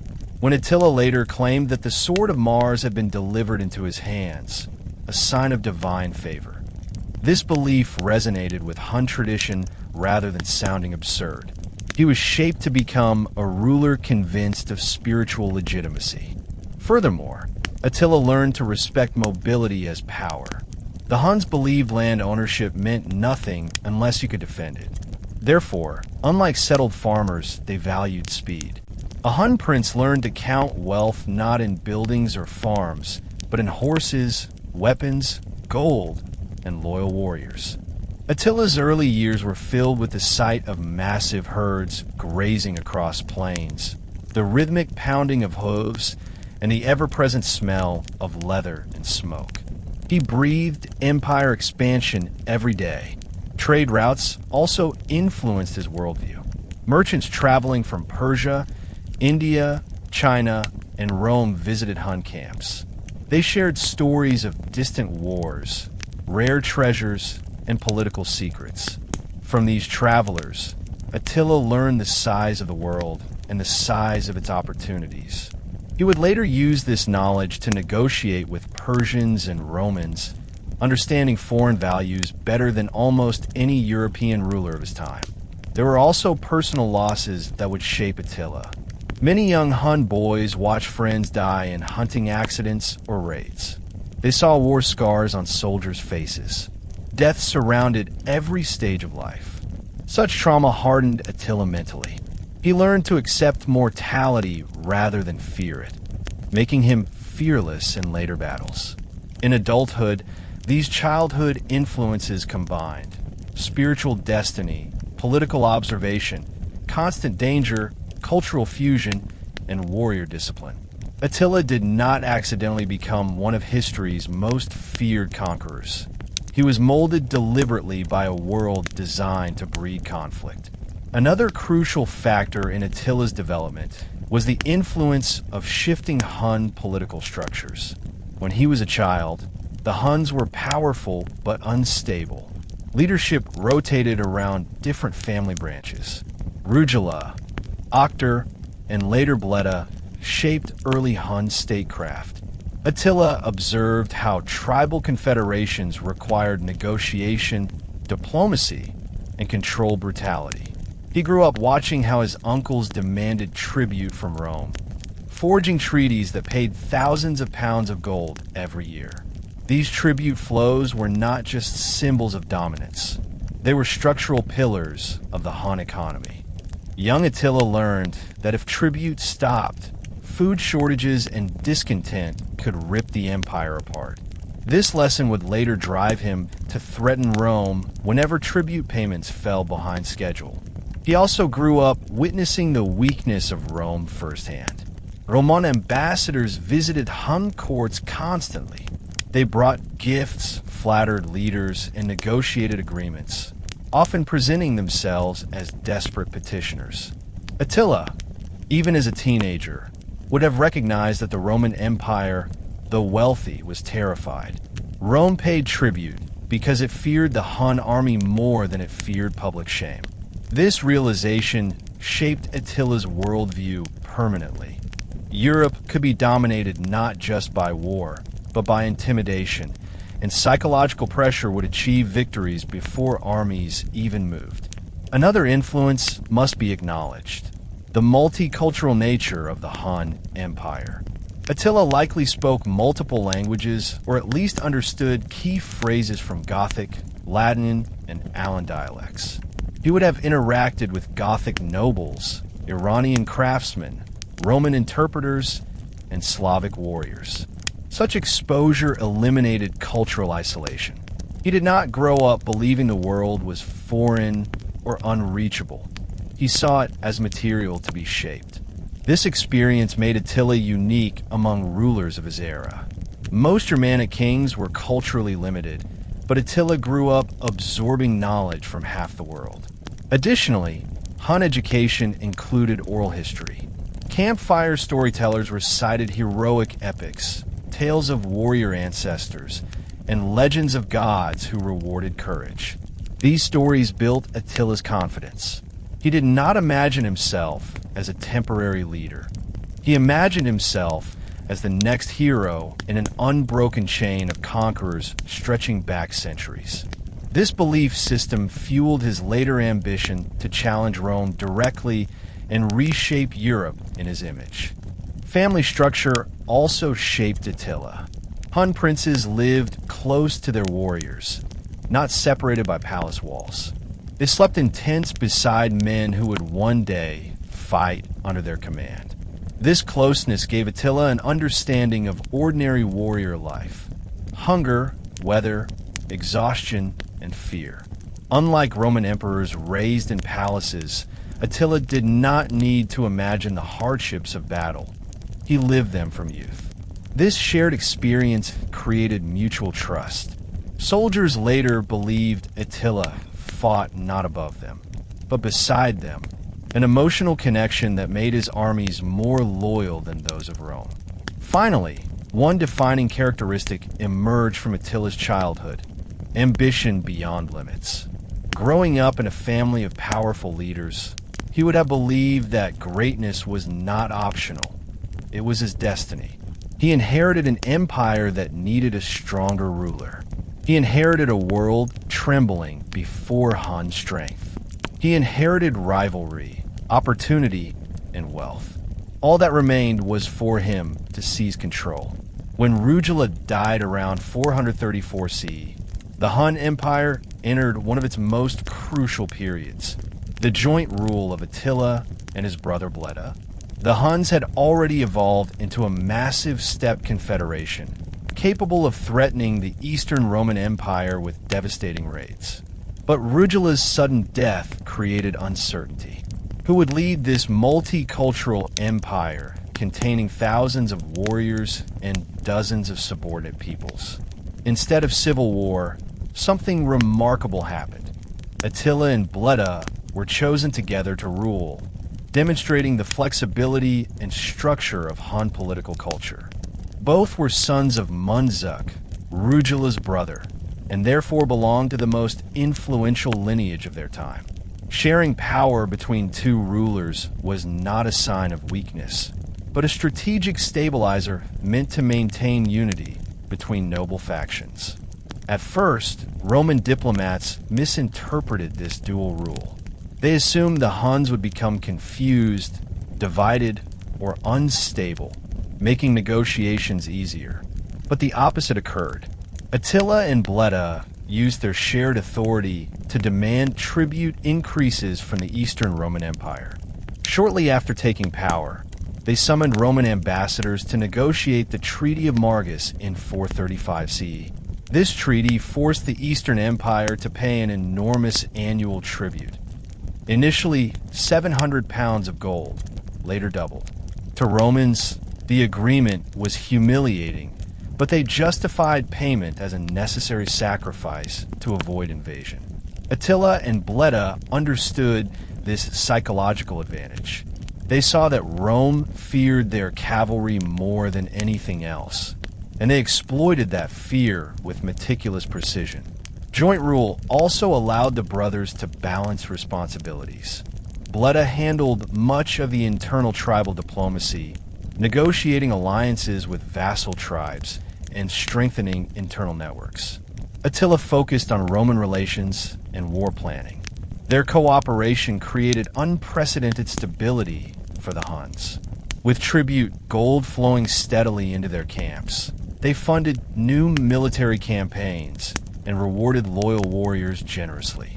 Gold was distributed as armor decorations, horse equipment, rings, and ceremonial gifts. These gestures bound nobles to the ruling line, ensuring social cohesion. Yet beneath this visible success, quiet tensions brewed. Hun political life required constant displays of leadership strength. Neither Attila nor Bleda could afford to appear weaker than the other. Their alliance existed under permanent pressure. Any sign of imbalance could trigger tribal support shifts. Still, their early years of rule produced dramatic expansion. They strengthened control over the Great Hungarian Plain, secured river-crossing networks over the Danube, and tightened their grip on subject peoples. They demanded that Rome deliver all refugees who fled Hun rule, refusing to tolerate defectors. They also prepared for future wars, stockpiling weapons and breeding horses. This period shaped Attila's leadership strategy. He learned how tribute politics worked, how Roman diplomats lied or stalled payments, and how intimidation affected negotiations. He witnessed firsthand how gold transformed tribal loyalty. Under joint rule, the empire became wealthier, stronger, and more structured. But Attila was not satisfied. He believed he was destined for sole authority. The empire, vast and powerful, could not remain under divided leadership forever. And below the surface, Bleda's rule limited Attila's personal ambitions. Their partnership, though effective, was a temporary stage. The future belonged to one man, and Attila intended to ensure it was him. The Treaty of Margus marked the beginning of Rome's financial subjugation to the Huns, but it also symbolized something deeper. Attila and Bleda were proving capable of operating on Rome's diplomatic level.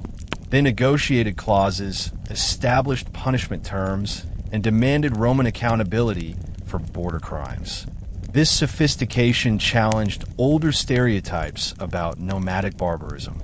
Instead of reckless raiders, the Huns were now presenting themselves as rulers who understood political leverage.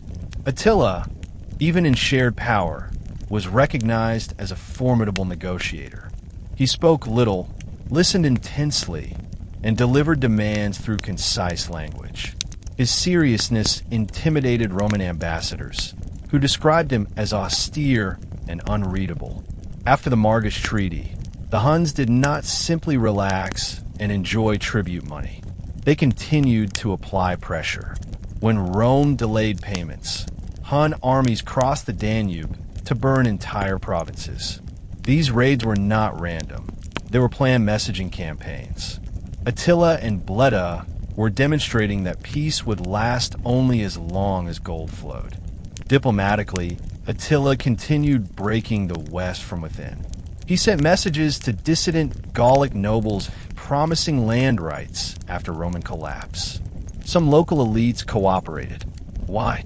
Because after decades of taxation and corruption, many believed Roman rule benefited only wealthy Italians.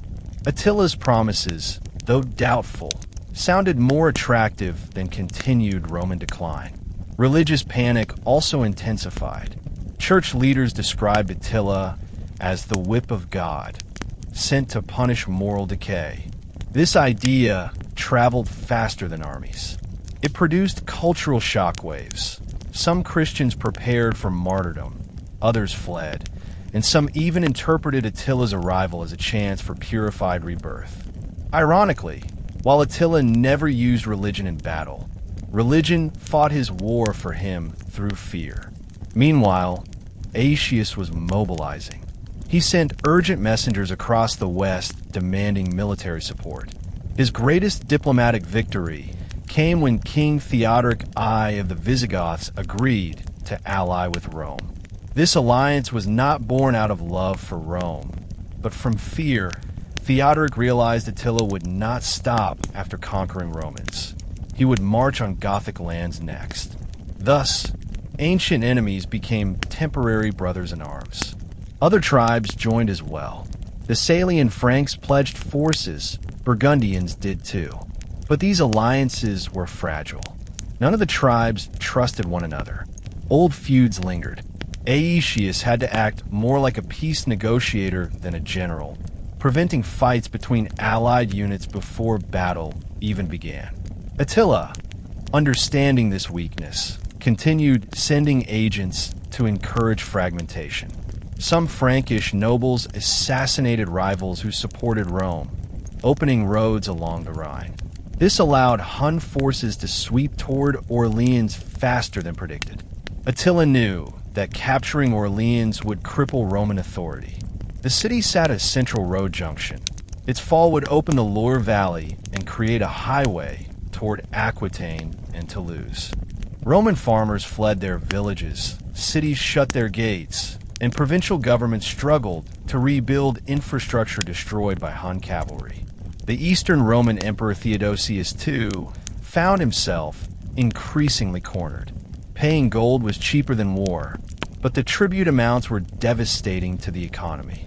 Meanwhile, Attila and Bleda consolidated power internally. They reorganized tribal structures and placed loyal nobles in newly strategic positions of command.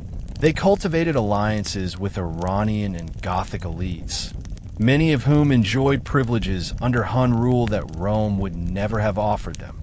The Huns allowed vassal tribes limited autonomy as long as they supplied warriors and paid respect. But any sign of disobedience resulted in swift destruction. Their political approach was a mixture of tolerance and terror, calibrated to produce maximum stability without granting risk. During this era, Hun military tactics continued to evolve. Their armies enhanced scouting systems, expanded messenger networks, and trained elite horse archers.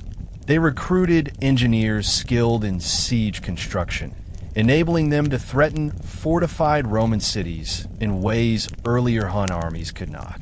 Their battle strategies reflected extraordinary coordination. Light cavalry surrounded enemies, while heavier cavalry delivered finishing blows. The Huns were building a war machine that required not just strength, but constant conquest to sustain morale. Every soldier expected reward, and every campaign produced spoils that had to be distributed. If raids failed, unity would collapse. Thus, Attila and Bleda knew peace could never last long. Religious and cultural life also changed. The flow of tribute gold brought Roman luxury goods into Hun settlements. Earrings, brooches, embossed silver plates, wine jars, and glassware. Some nobles decorated saddles with gemstones. Such wealth elevated Hun prestige in the eyes of subject tribes. Attila observed the cultural effect. Gold was not merely treasure, it was propaganda. Wealth proved superiority. Rome was forced into the humiliating role of sponsor to its own enemy. Yet beneath this success, tension between the two rulers grew. Some nobles favored Bleda, respecting his diplomacy and experience. Others admired Attila's vision and quiet ferocity. Tribal politics lurked behind every decision. Attila understood that his chance to reshape the empire into a single command system required timing. He needed to wait until his reputation became strong enough to eclipse Bleda's authority. That opportunity would eventually arrive, and the moment it did, Attila would seize it with lethal precision. The final stage of joint rule was filled with dramatic turning points that pushed the Hun Empire toward Attila's eventual supremacy. As tribute continued to enrich their economy, Attila and Bleda expanded their demands. They insisted that Romans return Hun fugitives, people who escaped from Hun authority to Roman territory. Rome's refusal to comply angered Attila deeply. To him, fugitives symbolized disloyalty. Their escape undermined reputation and challenged authority. He viewed Rome's protection of them as deliberate disrespect. Diplomatic negotiations became increasingly tense as Attila repeated his demands. It was during this period that Christianity also began to influence imperial politics. The Eastern Roman Empire believed that converting Huns to Christianity might make them more manageable. Missionaries entered Hun lands, attempting to persuade steppe nobles to accept baptism. Bleda appeared more tolerant of these religious encounters, but Attila was suspicious. He believed foreign religion could dissolve unity and weaken Hun identity. Later accounts claim he allowed Christians to practice privately, but he despised the idea of foreign priests shaping his people. When missionaries brought letters suggesting Roman superiority, Attila reportedly reacted with cold fury. Another major event escalated tensions. The Bishop of Margus betrayed Roman trust by handing his city over to the Huns. Fearing charges of corruption, he fled into Attila's camp, offering sacred treasures in exchange for protection. Attila used this act to morally justify invasion. He claimed Rome had broken faith first. His armies ravaged the Balkans, proving once again that treaty paper meant nothing without obedience. Under this military pressure, Rome doubled the tribute payments to 1,400 pounds of gold per year. This massive flow of wealth became the foundation of Attila's later empire. Meanwhile, internal Hun power gradually shifted. Attila's charisma, ambition, and commanding aura attracted more noble loyalty than Bleda could maintain. Warriors admired Attila's silent authority, his discipline, and his readiness for battle. They sensed destiny in him. Rumors spread that Attila had prophetic dreams of future world conquest. Stories circulated that the spirits of ancestors favored him over other nobles. Whether these rumors were genuine or invented, they influenced political psychology. People followed the person they believed fate had chosen. In 445 CE, the tension finally reached its breaking point. Bleda died, almost certainly assassinated on Attila's orders. Ancient writers claimed Attila killed him during a hunting expedition. Other accounts suggest Bleda was murdered after a leadership meeting. Details remain uncertain, but the motive is clear. Attila eliminated the last obstacle blocking his rise to full control. There was no open rebellion afterward. Hun nobles accepted Attila as sole ruler without recorded resistance. His leadership reputation was already too strong to challenge. From that moment onward, the Hun Empire changed forever. A single ruler now commanded the most terrifying cavalry army in the world. Tribute gold flowed directly into Attila's treasury. Rome trembled, knowing peace now depended on the will of one unstoppable man. Subject tribes understood that any disobedience meant extinction. The age of Attila had begun, not as a sudden miracle, but as the logical result of years of joint rule, political maneuvering, psychological domination, and ruthless ambition. When Attila emerged as the sole ruler of the Hun Empire after Bleda's death in 445 CE, the political atmosphere across Europe changed instantly. It was as if a massive shadow had fallen over the continent. Before his rise, the Huns had been terrifying. Now they were terrifying and unified under a single mind. Attila had spent years learning how fear worked, how rumors traveled, how images of burning villages circulated faster than soldiers, and how the mere sound of his name could weaken the morale of Roman garrisons. When he claimed the throne exclusively, the empire he inherited was not fractured or unstable. Instead, it was at its highest level of military readiness, economic strength, and political influence. Tribute from Rome was flowing consistently. Tens of thousands of warriors served under Hun banners, and subject peoples feared disobedience. Attila stepped into his new position not as a man building an empire, but as a ruler inheriting an operational war machine. But leadership required more than replacing Bleda. Attila had to establish unquestioned dominance. Hun nobles, men who controlled cavalry units, who had family prestige, who had led successful raids for decades, needed to accept him as undisputed leader. To achieve this, Attila demonstrated theatrical displays of strength. He reorganized military command structures, placing the most loyal generals in top positions. He rewarded those who supported him with gold, slaves, and horses. But he also punished opposition quietly, like a wind that removed leaves from a tree without breaking branches. Some nobles who questioned his authority disappeared from records after this transition, suggesting exile or execution. Attila understood that unity could not depend on persuasion alone. It needed the threat of total annihilation. At the same time, Attila crafted an imperial identity far removed from previous steppe chiefs. He styled himself not merely as a tribal leader, but as a universal ruler of peoples, an emperor of land and sky.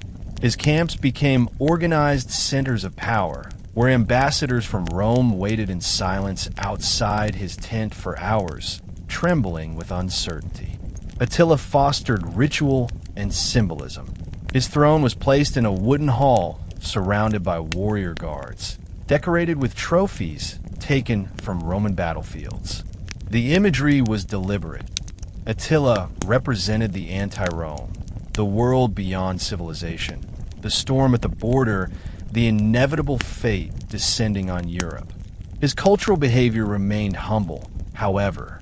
Later chroniclers wrote that Attila maintained a plain lifestyle, refusing gold cups at feasts and preferring wooden bowls. While this may reflect exaggeration, it suggests a calculated image of modest leadership.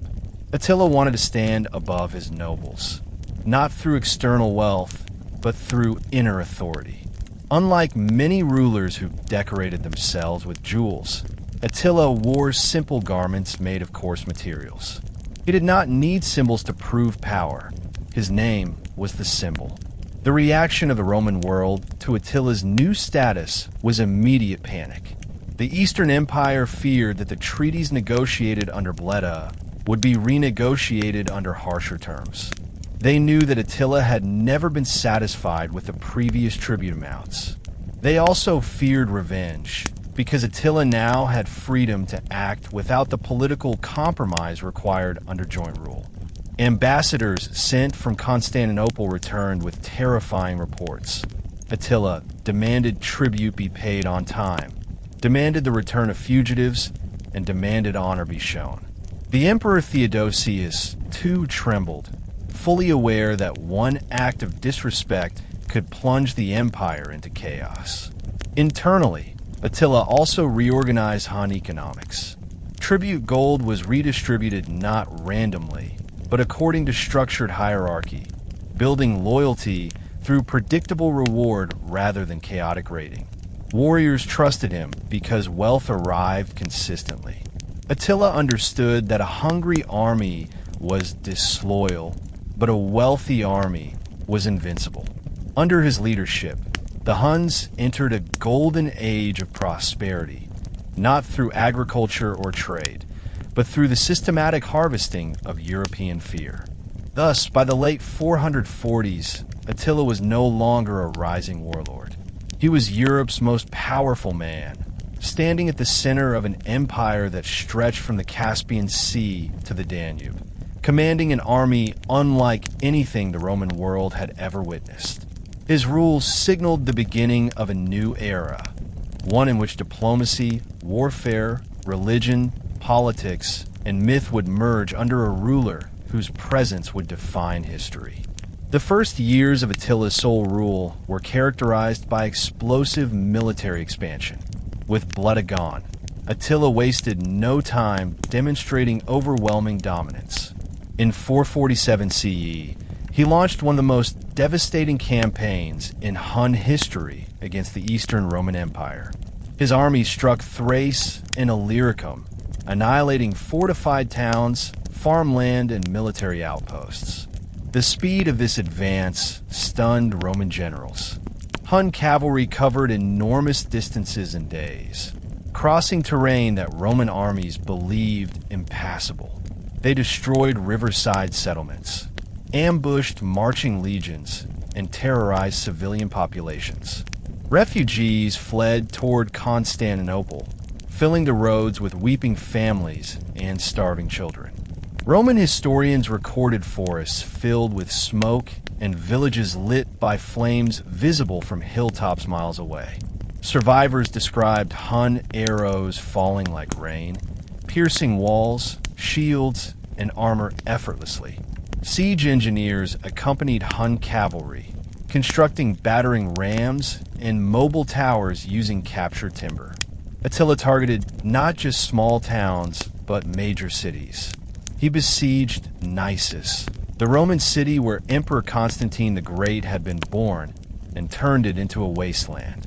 Archaeological evidence reveals layers of ash and destruction from this period, confirming the scale of devastation. This campaign was not only about conquest, it was strategic messaging. Attila wanted Constantinople to understand its vulnerability. His armies marched so close to the city walls that Roman guards could see the dust clouds rising from Hun horse hooves. But Attila did not attempt to take Constantinople itself. Not because he feared failure, but because he understood economic leverage more clearly. If he destroyed the empire entirely, tribute would end. Instead, he maintained pressure until Rome begged for negotiation. The result was another treaty, the Treaty of Anatolius, which demanded even more tribute from Constantinople. Gold payments tripled. The Eastern Roman Empire now owed 5,000 pounds of gold immediately and 2,100 pounds annually thereafter. These numbers were not random. They were calculated to drain Roman economy without killing it. Attila realized that terror combined with restraint produced limitless income. But Attila's leadership extended beyond brutality. He was also building a political identity across the steppe. His generals were not just random warriors. They were trusted commanders with personal loyalty to him. The empire functioned under direct chain-of-command responsibility. Orders traveled across enormous distances through mounted couriers trained to memorize messages word for word. No written communication was necessary. Attila's voice carried across continents through memory networks that rarely failed. Furthermore, Attila expanded alliances by accepting noble hostages from subject tribes. Hostages served as guarantees of loyalty, but they also became instruments of education. Hun princes learned the languages, customs, and weaknesses of surrounding cultures. Attila did not simply rule by sword. He ruled by information. Rome responded to these pressures with architects, not armies. In fear, Emperor Theodosius II launched enormous construction projects, repairing walls and digging trenches around Constantinople. His engineers extended the Theodosian walls, reinforcing them with new towers and gates.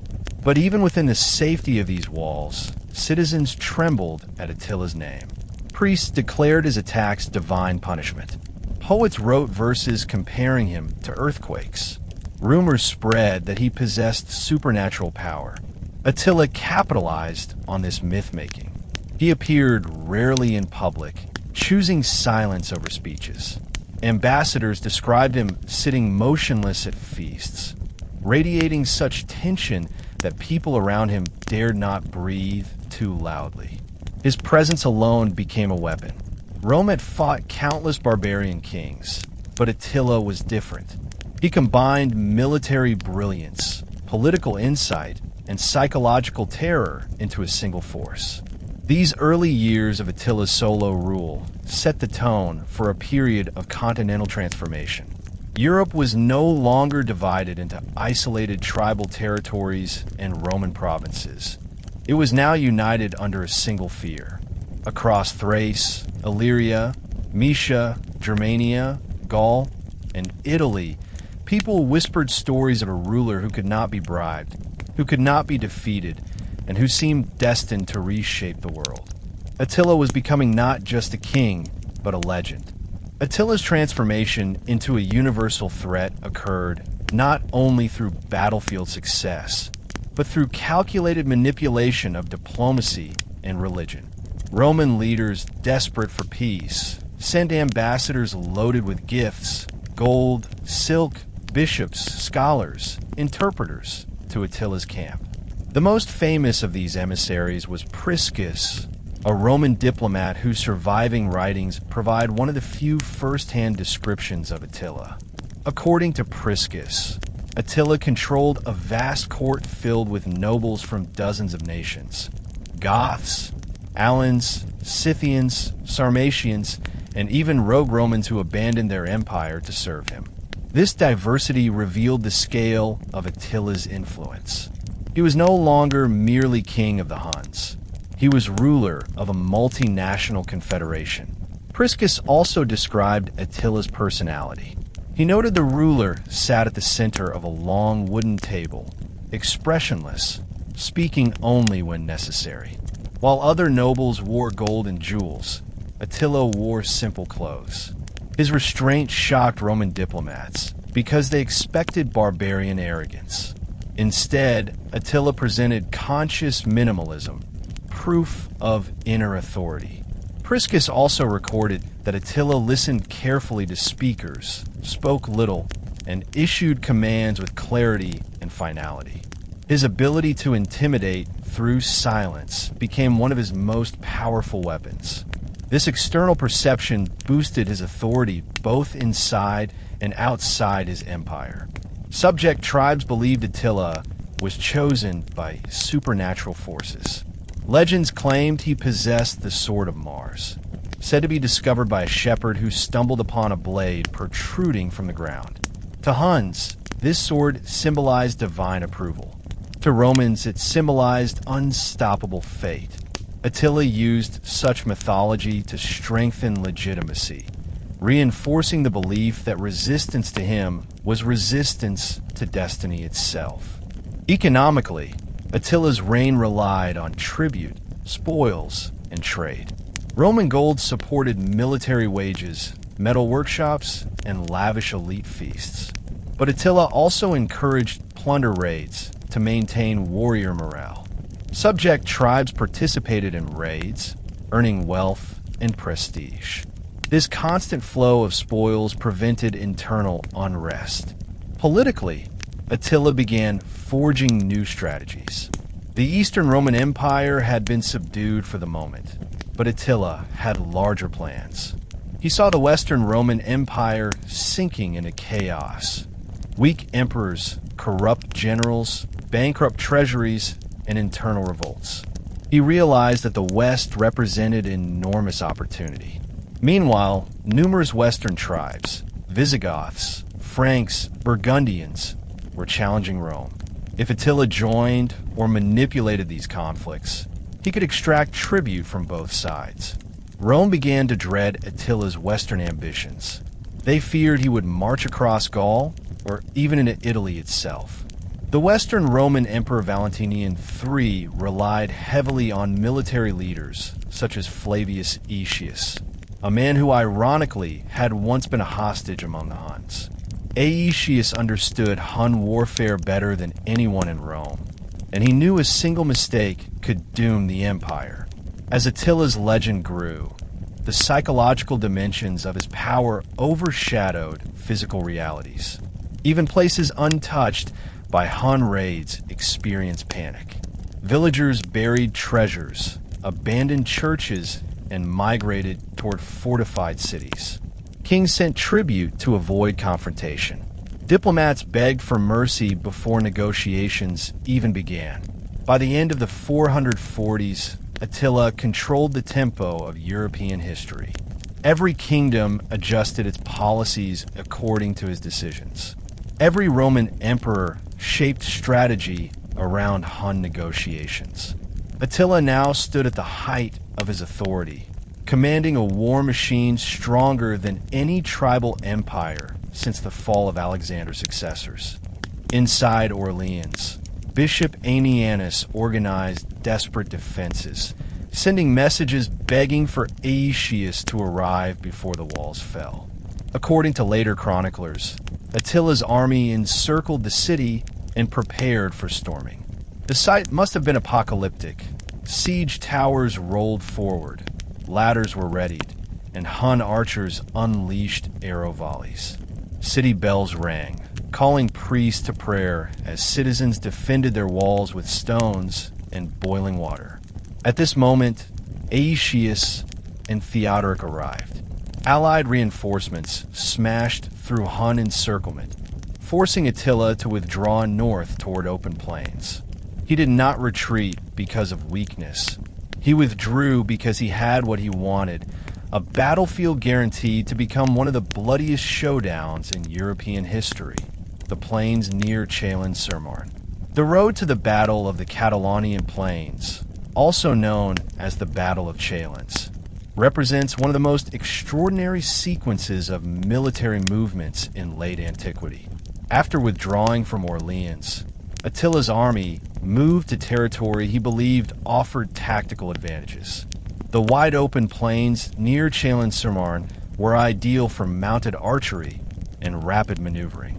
Hun forces thrived in environments without forests or mountains.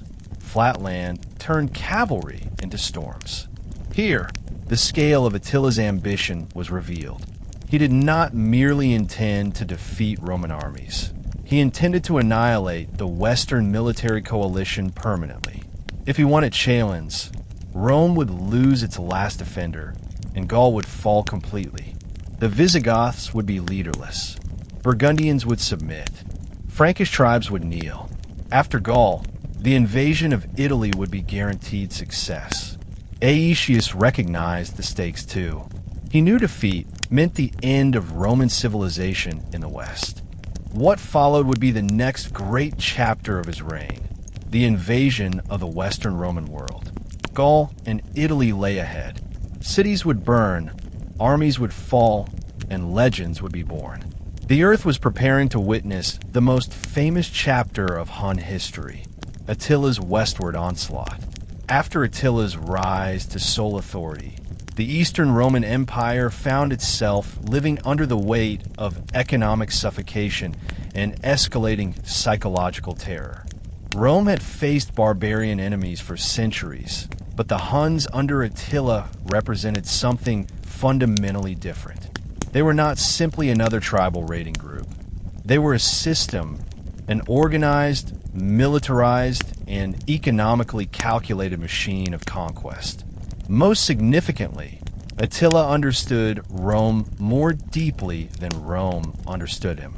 He knew that the Eastern Empire's strength was its wealth and urban infrastructure, but he also knew it suffered from political instability, court intrigue, and dependence on diplomacy to maintain border security. This knowledge shaped Attila's long-term strategy toward the east. He would not destroy Constantinople, but instead milk it like a golden cow until its treasury bled dry. After the devastating campaign of 447 CE, Constantinople was shaken to its core. Its armies had been hammered, its fortifications tested, and its cities ravaged. Theodosius II, an emperor known for scholarship rather than warfare, recognized that the empire could not withstand another major assault. He ordered the construction of new defensive systems, including repairs to the Theodosian walls, already among the strongest fortifications in the world. Engineers worked day and night to fortify gates, towers, and outer walls. But even with these precautions, the empire remained terrified of Attila's next move. Yet Attila did not immediately resume invasion. Instead, he initiated a political offensive. He forced Constantinople to send emissaries loaded with tribute gold, hostages, and luxury gifts. These envoys traveled to Attila's headquarters on the Hungarian plain, where they experienced court protocol designed to intimidate. They saw fields swarming with horses, warriors sharpening weapons, and nobles decorated with gold taken from Roman graves. They witnessed the multicultural dimensions of the empire. Gothic princes serving as generals, Allan warriors training alongside Huns, Roman defectors managing supply systems. Attila used these diplomatic missions to study Roman psychology. When Roman ambassadors arrived, he allowed them to wait for hours, sometimes days, before granting audience. This was not rudeness. It was deliberate power display. Roman officials accustomed to grandeur were forced to stand in the mud, surrounded by horsemen glaring at them. When they finally entered the wooden throne hall, Attila sat motionless, his silence louder than speeches. Ambassadors left terrified, knowing Rome's fate depended on his moods. During this period, tribute payments rose dramatically. The Eastern Roman Empire owed thousands of pounds of gold annually, draining its economy. To secure payment, Attila kept teams of negotiators who verified coinage weight and purity. If Rome sent gold that was shaved or impure, Attila demanded additional payment. This economic warfare crushed confidence in Constantinople's treasury. Inflation rose, taxes increased, and peasants suffered. Attila never needed to starve an empire. Rome starved itself, trying to satisfy him. Furthermore, Attila demanded the return of all fugitives. His insistence on retrieving defectors symbolized ideological control. Rome argued that some of these people had converted to Christianity or sought asylum. Attila rejected every excuse. He viewed fugitives as thieves of Hun identity and as symbols of Roman interference in his sovereignty.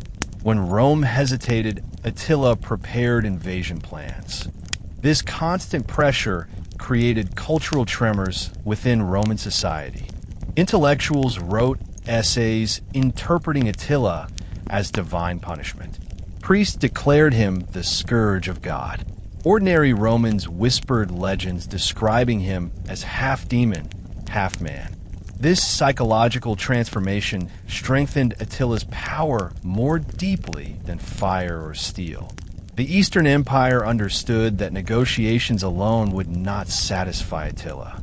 Something larger was coming, perhaps the greatest military challenge Rome had yet faced. One of the decisive turning points in Attila's Eastern policy involved the internal politics of Constantinople itself. The imperial court was filled with rivalries between generals, ministers, religious authorities, and aristocrats. Attila exploited these divisions with deadly efficiency. He built relationships with Roman politicians who believed they could use Hun alliances to gain advantage over their rivals. Some Roman elites actually encouraged Attila to invade, hoping the destruction of their political enemies would improve their positions. Attila learned every rumor. His spies moved through Constantinople disguised as traders, interpreters, and diplomats, gathering intelligence. Rome's most critical error was trusting in diplomacy without military readiness. They believed Attila could be controlled by conversation, but conversation only fed his appetite. The more Rome negotiated, the more Attila realized it feared war. He increased demands, forcing the empire to pay for his soldiers, his travel, his envoys, and even damages for what he claimed were insults. Every negotiation became another step in Rome's humiliation. During these years, Attila's empire reached its height in population. Thousands of warriors from subject tribes served under Hun command: Ostrogoths, Gepids, Slavs, and others. These warriors received shares of tribute, forming economic bonds as well as political ones. Rome noticed this multicultural force and realized it faced not one nation, but a coalition shaped through terror and opportunity. Attila also strengthened internal law and discipline. While the Huns lacked written legislation, their verbal rules were strict. Theft among warriors was punishable by death. Disobedience to military command brought immediate execution. Cowardice in battle meant disgrace and exile. These harsh standards created a culture of absolute martial focus. Warriors respected Attila not just as a king, but as the living embodiment of military honor. Meanwhile, the Eastern Roman Empire began to collapse under financial strain. They attempted to print new currency, but inflation ruined its value. They tried taxing the wealthy, but aristocrats hid assets. Bandits increased along trade routes, reducing tax revenue. And worst of all, plague arrived, weakening military recruitment. Rome was rotting from within precisely when Attila applied maximum pressure from without. In this weakened state, the Eastern Roman leadership searched for desperate solutions. Some politicians proposed assassinating Attila using undercover agents. Others offered to support internal rebellion among Hun nobles. But both ideas were doomed. Attila received word of these plots through spies and used them politically. He announced to his nobles that Rome had betrayed their peace agreement. This allowed him to justify future wars. In Hun culture, betrayal demanded vengeance. To counter future campaigns, Constantinople attempted religious propaganda. They commissioned priests to preach sermons stating that divine power would defeat Attila. They held public processions, asking saints to intervene. But the masses were not convinced. They believed Attila's victories proved he was protected by supernatural forces. Attila's East-focused pressure also shaped his global ambitions. Although he extracted enormous tribute, he realized the Eastern Empire would eventually reach financial collapse. Once that happened, payments would stop. Therefore, Attila made a historic shift. He began planning full-scale operations in the Western Empire. The West had land, wealth, and fractured politics, fertile ground for conquest. But Attila would not abandon the East entirely. Instead, he positioned himself as a permanent threat, a looming storm ready to strike if Rome disobeyed him. His next decisions would redefine world history. Attila's dominance over the Eastern Empire reached a symbolic peak when he began receiving Roman ambassadors not only for negotiation, but for humiliation. Priscus, the historian diplomat who visited Attila's court, described a scene that shook the Roman psyche. When he and his companions arrived, Attila forced them to sit at feasts where wine flowed like rivers. Yet Attila himself remained nearly sober. He watched everyone carefully, noting who whispered, who laughed, and who sneered. To Priscus, this silence radiated terrifying discipline. More importantly, Attila used Priscus's visit to learn about Roman society. He asked detailed questions about Roman laws, clerical debates, civilian life, military capacity, and internal rivalries. Priscus recorded that Attila showed remarkable curiosity, not the mindless barbarism Roman propaganda often portrayed. Attila was thinking like an emperor, not a tribal warlord. He wanted to understand his enemy's structure, not just its army. This intelligence gathering paid off. Attila realized the Eastern Empire was nearing bankruptcy. To increase pressure, he demanded that Rome return certain bishops and political refugees.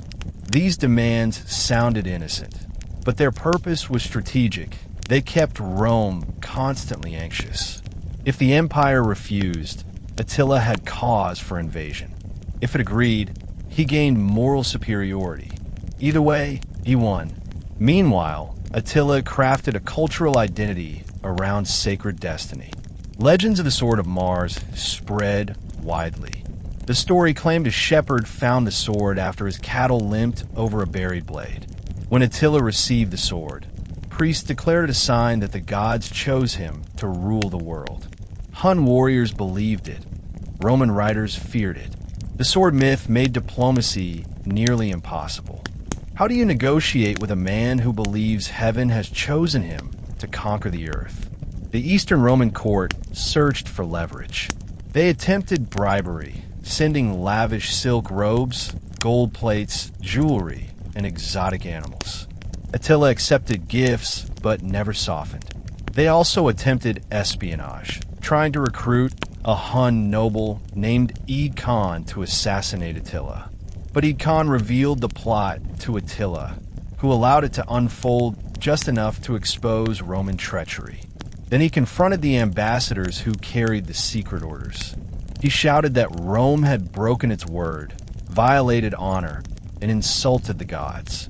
Theodosius II was forced to crawl even deeper into submission, agreeing to even more tribute. These events showed Attila's mastery of psychological warfare. He controlled communication, forcing Rome to speak only through intermediaries who feared him. He controlled economics, draining the empire year after year. He controlled narrative, shaping himself as divine punisher. And crucially, he controlled timing. He never attacked while tribute flowed. He saved destruction for when pressure was required. By 450 CE, the Eastern Empire had reached breaking point. Theodosius II was dead, replaced by Marcian, a ruler who refused to pay tribute. This changed everything. Attila realized he could no longer secure the same levels of wealth from the East. The treasury was empty, and the new emperor rejected all payment. For Attila, this was simply an opportunity because his eyes were already turning west. Gaul waited. Italy waited. The Western Empire trembled under weak leadership, internal division, and failing infrastructure. Attila saw a future where the Huns might control the Rhine, the Alps, and the Mediterranean heartlands. He had drained the Eastern Empire like a dying river. Now, he would unleash his fury upon the West. Before Attila turned his forces westward, the Western Roman Empire stood in a position of terrifying vulnerability. Unlike the Eastern Empire, which possessed Constantinople, wealth, and administrative sophistication, the West was drowning in political fragmentation, military weakness, and economic decay. Its emperors were figureheads controlled by generals and aristocrats. Its legions were understaffed, its provincial governors corrupt and selfish. When Attila looked west, he saw a wounded empire struggling to stand, an empire whose defenses existed more on parchment than on battlefields. This weakness was not sudden. It had been building for decades. The Western Roman Empire in the mid-5th century was controlled largely by the patrician Flavius Aetius, a remarkable military commander often referred to as the last of the Romans. Aetius had survived civil wars, barbarian uprisings, and shifting alliances. He understood barbarian culture because he had once lived among them as a hostage, first with the Visigoths, then astonishingly with the Huns themselves. During those years, he met Attila, gaining insight into Hun strategy and mentality. This made him uniquely equipped to resist Attila later. But Aetius was only one man, and the empire he served was hardly capable of organized resistance. Western Rome suffered from catastrophic economic decline. Provinces such as Gaul and Hispania, once agricultural powerhouses, were now fragmented by barbarian settlement. The Visigoths held southern Gaul and parts of Hispania. The Vandals controlled North Africa, Rome's crucial grain supplier. The Burgundians and Franks expanded into territories once tightly governed by Roman law. Roman fields lay uncultivated, aqueducts deteriorated, and tax revenues plummeted. The treasury had become a hollow shell, filled with ledgers rather than gold. When Attila considered invading Gaul, he understood that the Western Empire could not raise legions without allied barbarian support. Even the imperial throne in Ravenna represented weakness. Emperor Valentinian III lacked the charisma or authority of past rulers. His decisions were shaped by advisors, especially his mother, Galla Placidia, and later by powerful court officials. The emperor was removed from reality, protected by palace walls while the empire outside burned. Attila saw this structural instability not as accidental, but as opportunity. He believed Rome had grown soft, its leaders detached from battlefields and incapable of commanding loyalty. Western Rome also suffered from cultural division. The people did not view themselves as unified Romans anymore. Local identities grew stronger than imperial loyalty. The empire existed more as an idea than as a functioning government.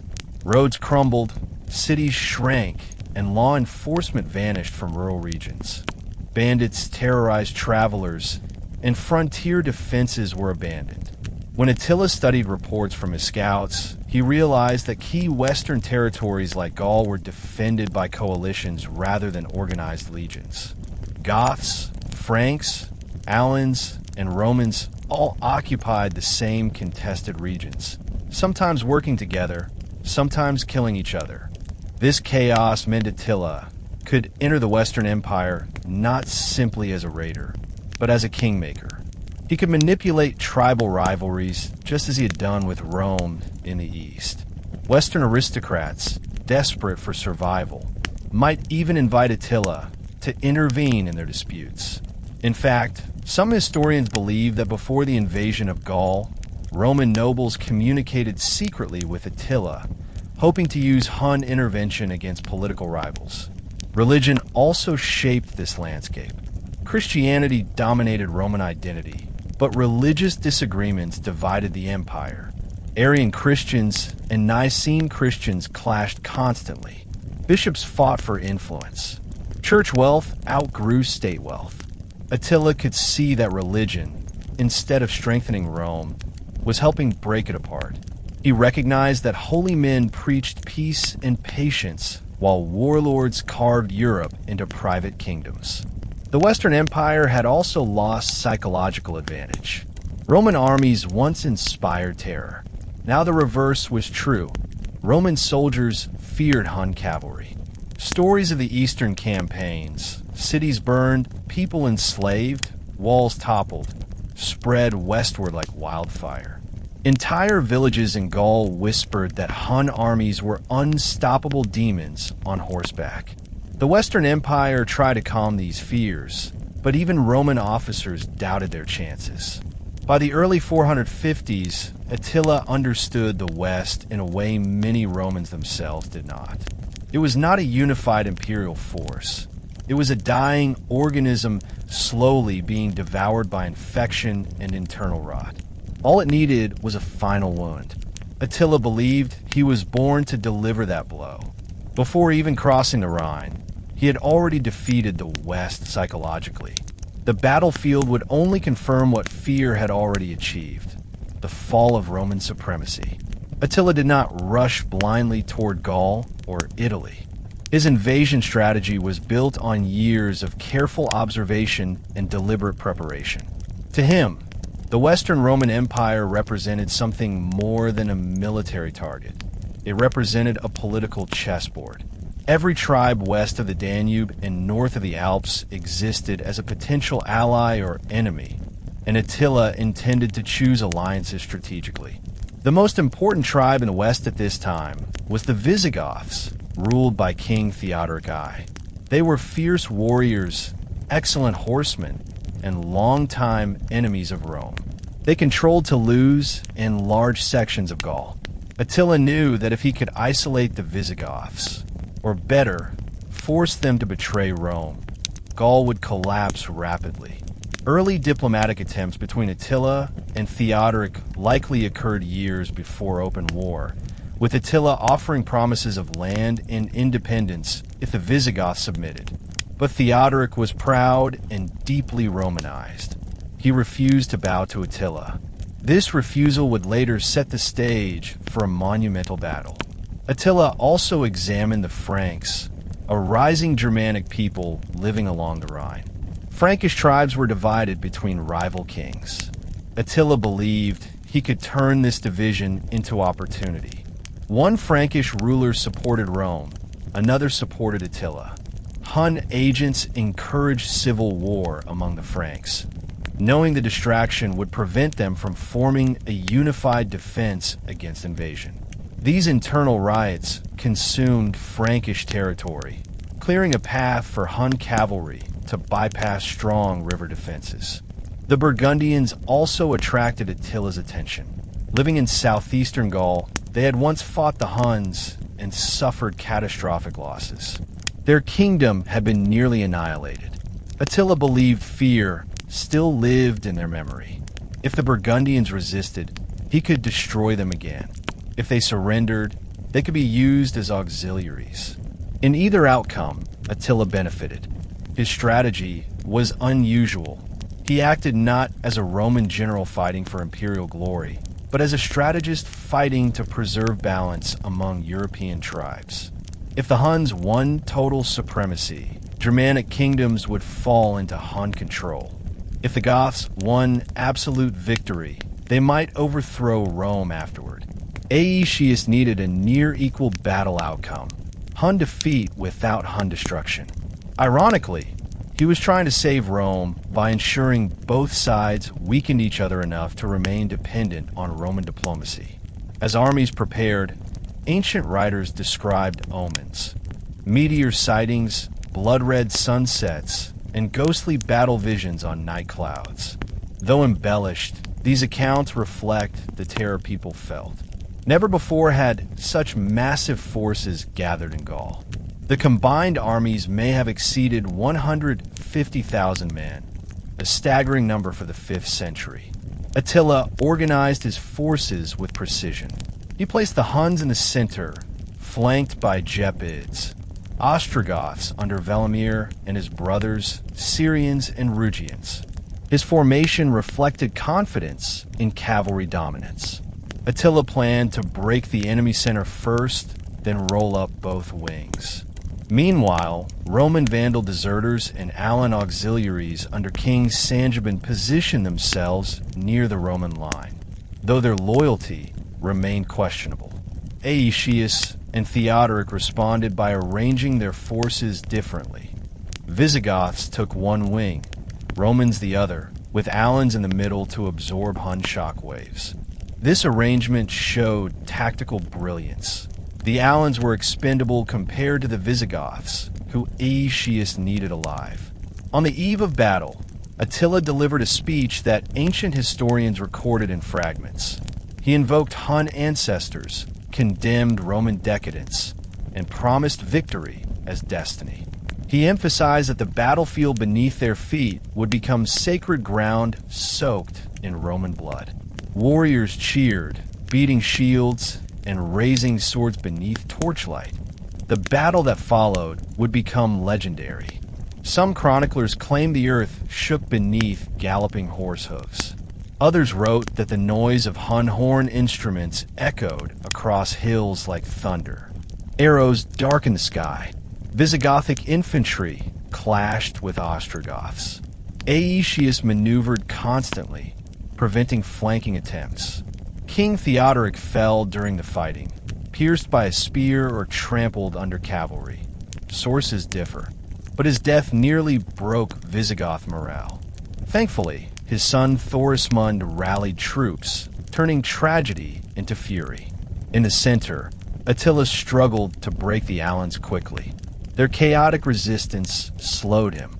Time was against him. As night approached, Attila realized the coalition was not collapsing. Rather than risking complete encirclement, He ordered a structured withdrawal back into his wagon circle, choosing survival over annihilation. The battle did not produce a simple winner. Both armies suffered horrific casualties. Ancient historians called it one of the bloodiest battles in world history. But strategically, Attila failed to achieve his objective. Gaul did not fall. The West survived another day. Still, Attila was not defeated psychologically. He considered the campaign unfinished, not lost. He returned east with his armies intact, preparing for the next phase, an invasion of Italy itself. The aftermath of the Battle of the Catalonian Plains, also called the Battle of Chalons, marked a complex turning point in the story of Attila and the Western Roman Empire. Even though Attila did not achieve complete victory in Gaul, the battle did not destroy his army either. Ancient chroniclers often romanticize the battle as a decisive Roman victory, but the truth is far more nuanced. Attila vidru strutinically. His forces remained intact. His prestige among the Huns and allied tribes survived. And most importantly, his will to conquer remained unbroken. You have now traveled through one of the greatest sagas human history has ever produced. Today, we learn how. The Huns rose from nomads to empire builders. Attila united tribes through strategy and charisma. Rome's future changed forever under Hun pressure. Cultures mixed, religions interacted, armies evolved. And how Attila's death collapsed an entire world order. The moral of this history is powerful. Civilizations rise not because they are large, but because they're disciplined, united, and filled with purpose. And civilizations fall when they forget what made them strong. The Huns showed us that. Speed can beat size, courage can beat walls, and leadership can shape continents. We also learned that history is not black and white. The Huns were not just destroyers, they were creators of change. Attila was not only fear, he was vision, diplomacy, and genius. And above everything, this story teaches one truth. Even the greatest empires end, but their influence never dies. Thank you for watching this journey with our channel.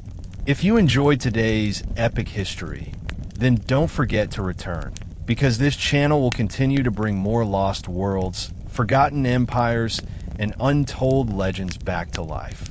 Your seat in the classroom of time is always waiting here. See you again on this channel, where the past never sleeps.